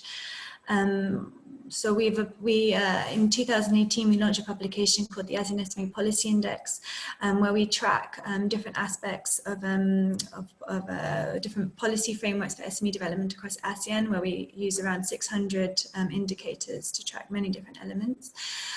We observed from that study that all AMS are now active in SME development, and it's kind of been correlated with first the Asian financial crisis, and then secondly, the whole process of ASEAN integration in the run-up to the launch of the AEC in 2015. We observed, however, that there's kind of a lot of differences between AMS, both in terms of their capacity, but also their objectives. So we noticed that in the larger countries in Indonesia and the Philippines, they use SME development, they have traditionally used SME development policies also very much as a tool to enhance welfare. So we noticed that there are some schemes which seem to have seemed to operate more as income subsidy schemes rather than necessarily being concerned so much with productive transformation or enterprise support. We also noticed that data gaps tend to proliferate very, very strongly, and also the lack of a common MSME definition both across AMS but also within AMS, as well as robust M&E policies. So we found that in most AMS, different government agencies adopt different SME definitions, and data is very limited. So very few, as in member states, conduct regular enterprise censuses. Very few have a statistical business register in place. They tend to adopt different thresholds, different criteria. So the SME National Statistical Office would often use different definition to the one used by the policy implementing agencies, which kind of reduce the use of the data. And where we're finding this is kind of rearing its head again when it comes to really targeting some of these policies and really seeing what's happening with the different structure and the performance of the SME population across Southeast Asia. If we can move to the next slide. And the next one. So our colleagues in the OECD Development Center have just released their economic outlook for Southeast Asia, India and China. And their projections suggest that there's going to be quite a sharp decline in GDP growth across most of the region. And they anticipate that potentially that will reverse in 2021 in the event that there's no second spike. But obviously, we can also see that's when we see lockdowns emerging in Indonesia and other countries, there's no guarantee that will necessarily be the case. If we can move to the next slide. Yeah, as kind of colleagues have mentioned, the shock, what's really compounded the shock for MSMEs is the fact that it's hit certain sectors in which MSMEs have very traditionally dominated. So in these kind of wholesale and retail sectors, which has been particularly pronounced during the lockdown. If we can move to the next slide. I'll potentially skip over these ones a little bit just for the sake of time, because it reiterates what some of the previous presenters have said, but it's just to kind of note the different ways in which the lockdown and the fallout post-lockdown affects MSMEs much more than larger enterprises, which is evidenced by the second slide.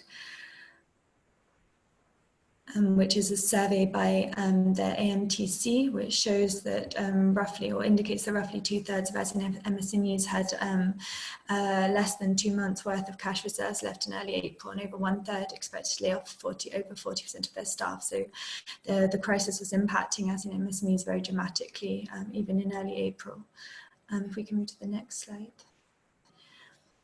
So one of the things that we've done at the OECD is in collaboration with the ASEAN Secretariat is that we developed a policy paper where we tracked different policy responses across ASEAN. So that paper is available online, and you can see there quite a comprehensive menu of all the different policy instruments that were deployed.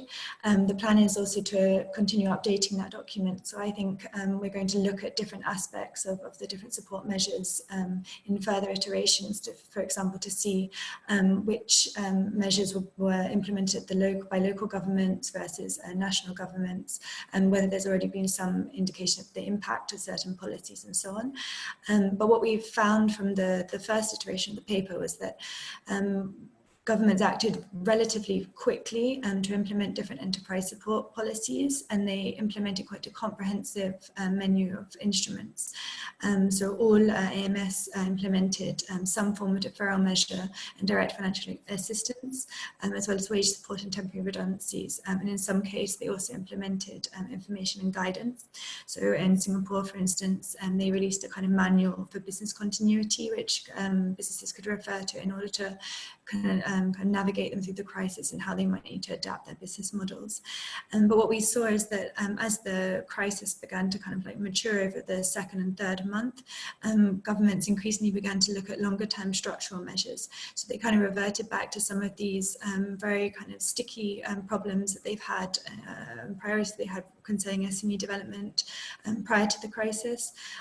So workforce training was a big one, digitalization again, and in some countries also have started to try to implement policies to increase enterprise and labor formality.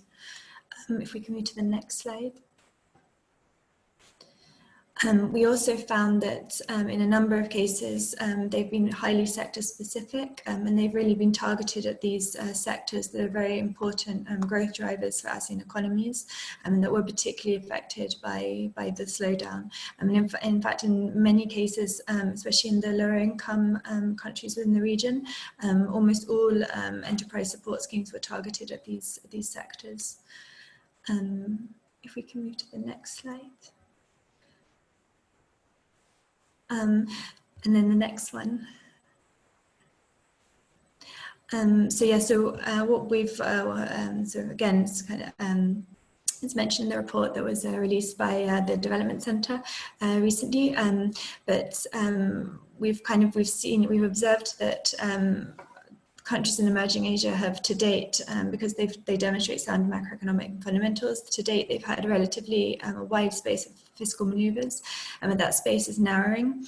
And also, as kind of colleagues mentioned previously, most of the support schemes that have been extended have been debt-based instruments. So it's also foreseeable that there might be a sharp spike in SME debt, and the crisis also looks unlikely to subside anytime soon. So we can see that policymakers may consider focusing even further on structural reform measures alongside more targeted programs. If we can move to the next slide. So one of the kind of issues that we think will become increasingly important over the coming months is kind of continuing this path to try and reduce the very high levels of informality in the region, which in Southeast Asia and also South Asia, which are some of the highest in the world. So we released a report last year, which tried to track to a little bit the extent of informality across the region, economic informality, because data on that is very limited. We found that there's been quite a lot of effort over recent years to streamline company registration and make it more straightforward to ASEAN member states. So we can see quite significant progress on the World Bank's starting business indicators, for instance. But we can see that despite that, quite a lot of enterprises, especially micro firms, select to stay informal. And we tried to consider some of the reasons behind that. And we found that some of the kind of reasons why they select to stay informal, one, of course, is the fact that many remain relatively unproductive, so it just doesn't pay to formalize. But we also found that the enforcement of regulations is relatively limited. I think in most AMS they perceived it to be a kind of a growing pain of being a growing economy that would correct itself in time. So relatively few enforcement mechanisms were in place. We also found that informed businesses often are not adequately informed about the costs and benefits of formalization. So one of the things that governments may choose to do is to try and increase the incentives to formalize. So for example, to make financial support schemes only available to formal enterprises, or for example, also certain public procurement programs. If we can move to the next slide. Annie? Yeah. Yes, hi, could you wrap up soon? Yes.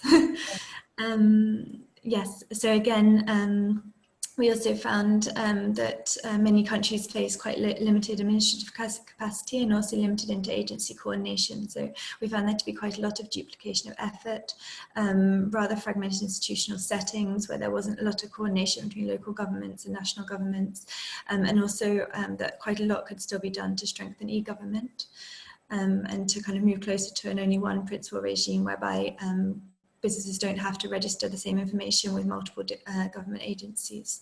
If we can move to the next slide. So we've also seen some opportunities emerging from the current crisis, which is that obviously these digitalization efforts have been in place for quite some time, but we've seen that the incentives for enterprise on the enterprise side to adopt some of these digital technologies has grown quite dramatically. We've seen that although the percentage of individuals using the internet has increased a lot over the past few years in the region, there remains quite significant disparities in terms of coverage and price, which has meant that quite a lot of enterprise or SMEs are still excluded from using broadband or internet services. So we found that I think it was in 2017 was the last data that we had, AMS broadband subscriptions were above the 5% of GDP per capita threshold, which is widely recognized as being the threshold for the availability, affordability, of broadband services. And we also found that despite the fact that a lot of SMEs use social media, they also don't very commonly use the digital tools that could be used to support their businesses. But we've seen that this is changing very rapidly with COVID. As you can see from the graph, the incidence of companies making use of cloud hosting and software solutions has increased quite dramatically, and many governments are also implementing policies, as you can see Singapore is below, to try and support that process for MSMEs. If we can move to the next slide, and I'll wrap up very soon. We can also see that the surge of data that's coming out of the pandemic might also gradually enable or kind of strengthen enterprise formalization and make more business units visible to policymakers, and that can potentially feed into broader processes of trying to digitize government services to make also the kind of interacting with the public sector more straightforward for MSMEs. If we can move to the next slide. And also we can see many policymakers experimenting with new distribution channels. So in the Philippines, for example, they've partnered many different government agencies have partnered with private sector players to try and make use of fintech, for example, to extend support schemes to MSMEs. So again, in a number of countries in the region, the share of the unbanked population is very, very high. So some of these schemes can potentially help these countries to leapfrog in terms of financial inclusion. We can also see, for example, in the Indian state of Kerala, that the state government partnered with the postal department to deliver cash to citizens' doorsteps, and that was underpinned by previous measures to provide Aadhaar numbers to a large share of the population. So again, these digital strategies. If we can move to the next slide. Okay, yeah, and also it's also kind of adding weight behind this kind of impetus to try and start strengthening monitoring and evaluation frameworks for SME policies. I think policymakers are increasingly aware that this is very important, but as it becomes more important to use resources much more wisely and to really look at the impact that they're creating, I think that this increasing availability of data and also adopting stronger M&E frameworks will become increasingly important. So I've just kind of done a snapshot of what the OECD understands to be a kind of a comprehensive M&E framework, which involves 6 different steps. And we found from the SME Policy Index that typically policymakers, most AMS, they look at the use of the budget, but they do very little impact assessment and very rarely use the results of monitoring and evaluation to feed that back into later policy design. If we can move to the next slide. And the next one. Please wrap up in 1 or 2 minutes. Yeah, this is the final slide. So yes, just also to say that the regional cooperation initiatives are also trying to find ways to tackle the fallout together. So we can see where in the year that the ASEAN is conducting their midterm assessments of a lot of their strategic action plans, including the one that guides a lot of our work. And they're looking at ways to ensure that, or to consider adapting it in the wake of COVID-19 and to adapt it to the priorities that are emerging now. They're also discussing ways in which they incorporate to ensure that supply chains remain open and to prevent the adoption of new non-tariff measures. They're exchanging information to a very large extent, so our policy report was one of the modes of that. And they're also looking at concrete support measures. So the AXME has recently rolled out a program with Google.org and the Asian Foundation, which is trying to equip more MSMEs with digital skills and to increase online safety awareness, which again is a big hazard as a lot of these programs get rolled out very rapidly and SMEs start to use them very rapidly. There's a kind of concern that adequate legal frameworks to protect MSMEs and consumers won't necessarily be in place. So these kind of initiatives are also very important.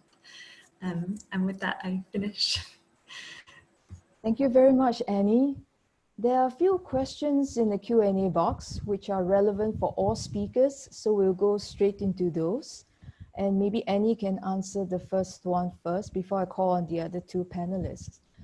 Naveen Kumar asks, do the present measures taken for MSMEs, are they sustainable for the long term? How do banks change their lending model for MSMEs? Annie? I think I don't think they're sustainable in the long run. I think just the scale of the fallout has been so significant, particularly in economies where you have these very, very high levels of informality, where it's very difficult also to reach these enterprises. So even if the current support measures are sustainable, which I suspect they may not be, they probably also won't be adequate because they won't be reaching necessarily the people that are most need. So that's one aspect of it. The other is that I think, for example, what we've seen in a lot of OECD countries, if we've seen that it hasn't been sufficient to provide guarantees or credit lines to banks, but it's also been important to help banks to lower administrative procedures, or also to look at where it's not going to deteriorate the quality of the bank's balance sheet too much, to look at reserve requirements, maybe lowering reserve requirements in some countries, but particularly this approvals process, because even if an SME is theoretically eligible to apply for a bank loan, if the approval process both on the bank side but also on the applicant side is too burdensome, most MSMEs won't be able to apply for the loans anyway. Again, it's a region where credit information is very, very low across most countries, and so yeah, I think a lot more help on that side, on the technical assistance side, also would be very helpful. Yes, definitely. Maybe I could invite Mario to take the question as well. Are policy measures taken for MSMEs sustainable? Over. Yeah. The answer is not, because they're designed to be to address the present problems of MSMEs. In fact, they are time bound. Many of these are time bound, and the resources allocated are limited. So this is just temporary measures, because you cannot have a permanent interest-free loans for SMEs. So many policymakers, I think across the region, have imposed a time-bound support for MSMEs. The problem is we don't know when this pandemic will settle down, and that there's a lot of uncertainty on that. Now, regarding business model of banks, so far I have not seen any banks, or in at least in the Philippines, reassessing their business model. They are focusing on certain markets. But I think down the line, there might be some interest in coming up with more financing for, or more funds for trade credit and bridge financing. Those who will not fail, but those who will fail, I think the problem of restructuring and closing down these businesses will be a large problem down the line. That's a very good point, yes. Naoko-san, may I invite you to answer that question as well? Over. Thank you, but I think I cannot open the video. I mean, the host is blocking. I mean, it's okay. Fine with me, but yeah. And yeah, as for the, okay. It's okay, we can hear you. Yes, thank you. Yeah, as I think I can point out one thing, two things. One is I think government or financial institutions should support their change of their business model and improve their SMEs literacies, IT literacies, and some. Yeah, as I briefly explained, that one methodology is have the fund, I mean, and to inject capitals, and also some specialists, I mean, their business restoration specialists could support them.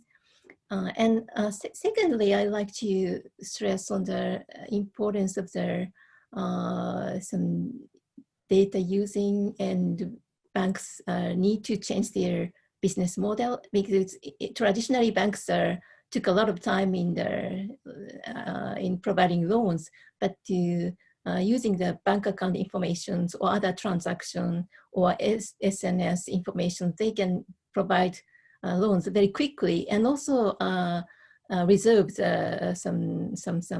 or monitor the situation of corporate, and so they can provide assistance very timely. So that two things. Yes, that is true. Those are changes that might have to be undertaken.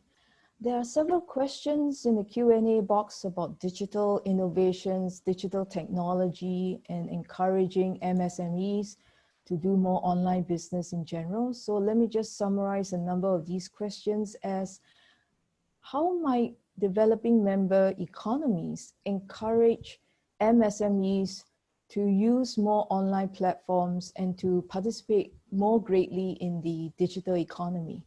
Maybe we could start with Mario this time. Over. Yes, thank you, Ellen. Actually, I mentioned that in my presentation, but I was I put it down in my presentation, but I was not able to mention it. The supporting infrastructure, especially in the case of the Philippines, should be put in place so that MSMEs can have access to good internet connection. Now, with increase in internet transactions, I think the online dispute resolution mechanism should be put in place, because as people transact through the internet, I have seen statistics statistics and complaints going up tremendously. So to retain the integrity of online transaction, this online dispute resolution mechanism should be put in place and should be more efficient. And even when you are encouraging SMEs to trade cross-border, the more reason that we cooperate in instituting online dispute resolution mechanism across the region. So I think that is one important measure that should be addressed. That's an excellent point. Connectivity is a fundamental requirement before we expect MSMEs to board these digital platforms. Absolutely. Naoko-san, may I go to you first before I invite Annie? Over. Yeah, thank you. I think Mario has explained what I wanted to say, and it's just to, like to add, it's quite challenging, I think, for MSME to shift to their e-commerce. But in Japan, there's some cases that the local government or universities and banks have some ecosystems, and you introduce their consulting firm to the MSME and help them in changing or accessing their very high technologies. And yeah, so as you said, the connectivity is important. Thank you very much. Maybe we can invite Annie to answer that question. Over. Yeah. I think what we've found from previous studies is that some of the kind of factors limiting the take-up amongst SMEs, I mean, it's a financing aspect, but it's often a lack of awareness about the benefit for them of adopting digital technologies. So some of the kind of programs have been implemented in OECD and have been discussed in ASEAN is initiatives like creating a kind of digital health check, so a kind of application where you can look at different aspects of your business that you could digitize and what the benefits might be financially or otherwise of taking those measures. Also just kind of general awareness raising campaigns. Some countries for larger MSMEs, more mid-sized firms, they can bring in a kind of like a business consultant who will look at different aspects of the business that could be digitized. And then also digital skills is a very big one, looking at, for example, some countries have developed online MOOC programs. And then, yeah, again, the kind of broader connectivity infrastructure is really key because, as mentioned, despite the fact that the individuals using the internet has risen quite a lot, cost remains prohibitive, and also coverage in many countries and latency and so on.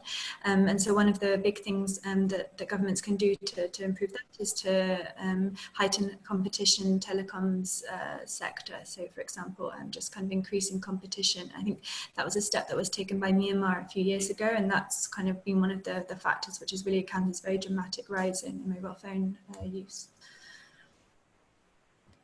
Excellent points. Thank you so much to the panelists. I'm afraid our time is almost up, but there are further questions in the chat box. May I invite the panelists to look through the Q&A box and to answer by typing in your answers to the questions. I understand that Professor Malik would like to request an intervention, so maybe I'll hand over to Professor Malik. Professor Malik? Yes. Yeah, so this is Malik from University of Suba. So I am working with Professor Sonabe for Rural Households Survey in Bangladesh, is a telephone survey. So he gave very brief presentation, but with that, I like to supplement few more information. So like, yes, survey was conducted following former Mahbub Hussain sample survey. This is nationally representative survey. So like, yeah, so we conducted first round survey in June, July, and to cover one major crop season that we call Boro or Robi crop season. And later we just at the end of second round survey, which is covering Aush or second crop season, Kharif 1 crop season. And third round we will do sometimes in December, January to cover another crop season. So this way we will try to cover all 3 seasons working in Bangladesh to see the impact on especially agriculture and farming livelihoods and non-farming livelihoods, etc. And but when we'll be during last. One more information I have to say, side by side of COVID-19, like what happened in Bangladesh during last harvesting, like a couple of cyclone, Amphan, and flood, and also heavy rainfall. So those also impacted heavily to harvesting activities. So when we will be interpreting the results, we have to be very cautious, like whether this is impact really due to COVID or ongoing natural calamities. So this is one particular information I'd like to notice. And another information I have to add, when we are doing first round survey, we found removal of movement restriction to access, removal of movement restriction is popular priority policy issues. But when we are now doing second round, many respondents are saying compulsion for health and safety guidelines. So that is interesting. Before, now they are making priorities on this. People are not following that. So, but our respondents are telling this is necessary to implement. And they are also still expecting for a restriction of movement for social gathering. Yeah, so that is another thing. Another thing, one key policy assistance, like cash assistance or rural works programs. So those are most popular policy measures. But I think to me, most important thing, how those would be deliberated, so delivering channels, whether the subsidies or cash assistance which are going to the rural households, whether they are really going to the real beneficiary, the real needs. So I think this is most important thing. Yes, as Professor Sonoy mentioned, our analysis is very preliminary. So we are just working on, and I hope within next few months, we will provide more rigorous evidence. Yeah, thank you so much. Yeah. This is all from my side, Alan. Okay, thanks very much. I think we're out of time now, but I think that was a very informative and interesting panel discussion. Now I'd like to call on Dean Sonobe to make his final remarks. Dean Sonobe. Okay, thank you very much, Peter. And thank you very much for the panelists, Mario and Naoko-san, and then, Annie, and then Elaine. So thank you very much for great discussion. And also, Marek-san, thank you very much for additional information. And also together with four presentation, and this panel discussion provided a lot of information, and then yeah, we learned a lot, but repeatedly we heard that use of digital technology is the key in the future. So COVID-19 seems to be both the disruptor and the accelerator. And then one of the things that must be already being accelerated is the use of digital technologies. So this is one thing, and then maybe the government should promote more use of digital technologies. But that requires the mitigation and the elimination of digital divide. So more infrastructure development to make the access to internet better for everyone, no one left behind. And also the kind of soft infrastructure like consumer protection and protection of people from privacy invasion, and then also intellectual property right infringement. Those problems must be solved. And then the many governments had very strict containment measures like lockdown. But it turned out gradually that that kind of across the board measures are very counterproductive. So there must be more testing, and also there must be more kind of fine-tuning regulation and containment measures. So requiring more granular information. So not uniform, but area-wise or sector-wise or time-wise, like specific hours of the day or specific day of the week, depending on different sector or different occupation. So that kind of restrictions would be needed to make the economy more, active. And then governments and the international organizations have made great effort to help the MSMEs and households, protect them from the disasters. But that was, and then large part of those efforts are, providing liquidity to the money market, and also supporting the creation of the new credit through the government guarantees and those measures. So those things are all about kind of lending and borrowing. But as a result of those efforts, now the MSMEs have a huge amount of debt. But this is dangerous.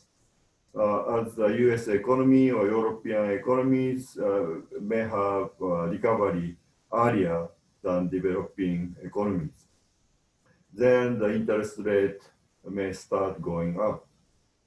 Then those lenders in developing world who have been pushed by the government and others to lend more, they could wait because interest rates have been low. But once the interest rate begins going up, they may make a 180-degree turn, and then they may have a totally different attitude to their borrowers.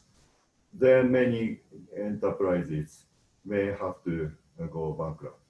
So the government and the monetary authorities have to make every effort to avoid the debt growing too large for MSMEs. For that purpose, maybe the more promotion of e-commerce, e-payment, and then also better regulation, better containment measures, and then also the kind of providing. It is also very important to provide direct support rather than financial support. And then another issue would be the working from home. The working from home is, kind of good practice for large firms, but not for small and medium enterprises. In many cases, working from home practice is impossible for such small businesses. But it is impossible as long as they keep their practice the same way, but they may have a kind of room for change. They may be able to change the kind of working practice. So the management, business consultants, those people should, think and then try and do trial and errors more to find out kind of more kind of safer working practice for MSMEs. And then the enterprise formalization. This is a difficult issue even without COVID-19. But under the pressure of COVID-19, yeah, we have to hurry up the formalization in order for the government to, throw the safety net to those very vulnerable people, including micro enterprises. Yeah, so for this reason too, the more promotion of e-commerce and those things together with kind of measures against the digital divide. And then, yeah, we have to think more about that. Then, because of these many policy issues, we have to provide more quickly, and we have to provide a good knowledge input and information, so that the policy makers can make policies based on evidence. And then, as Naoko-san said, the use of big data will be very important. But big data will allow us to, infer or conjecture or this kind of thing is happening. So we also still need the study, survey type study to make confirmation.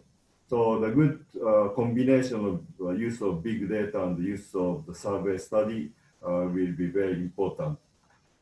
And then maybe Shige-san and then Paul and then we will continue the MSME studies, and also Peter, and we will continue household studies to improve the, and also to collect more important issues based on the lessons we learned from the first trial. And thank you very much again for all the participants and for their very active participation in the discussion. And all the speakers, panelists, thank you very much once again. And Elaine, thank you very much for a great facilitation of the discussion. Okay, let me stop here.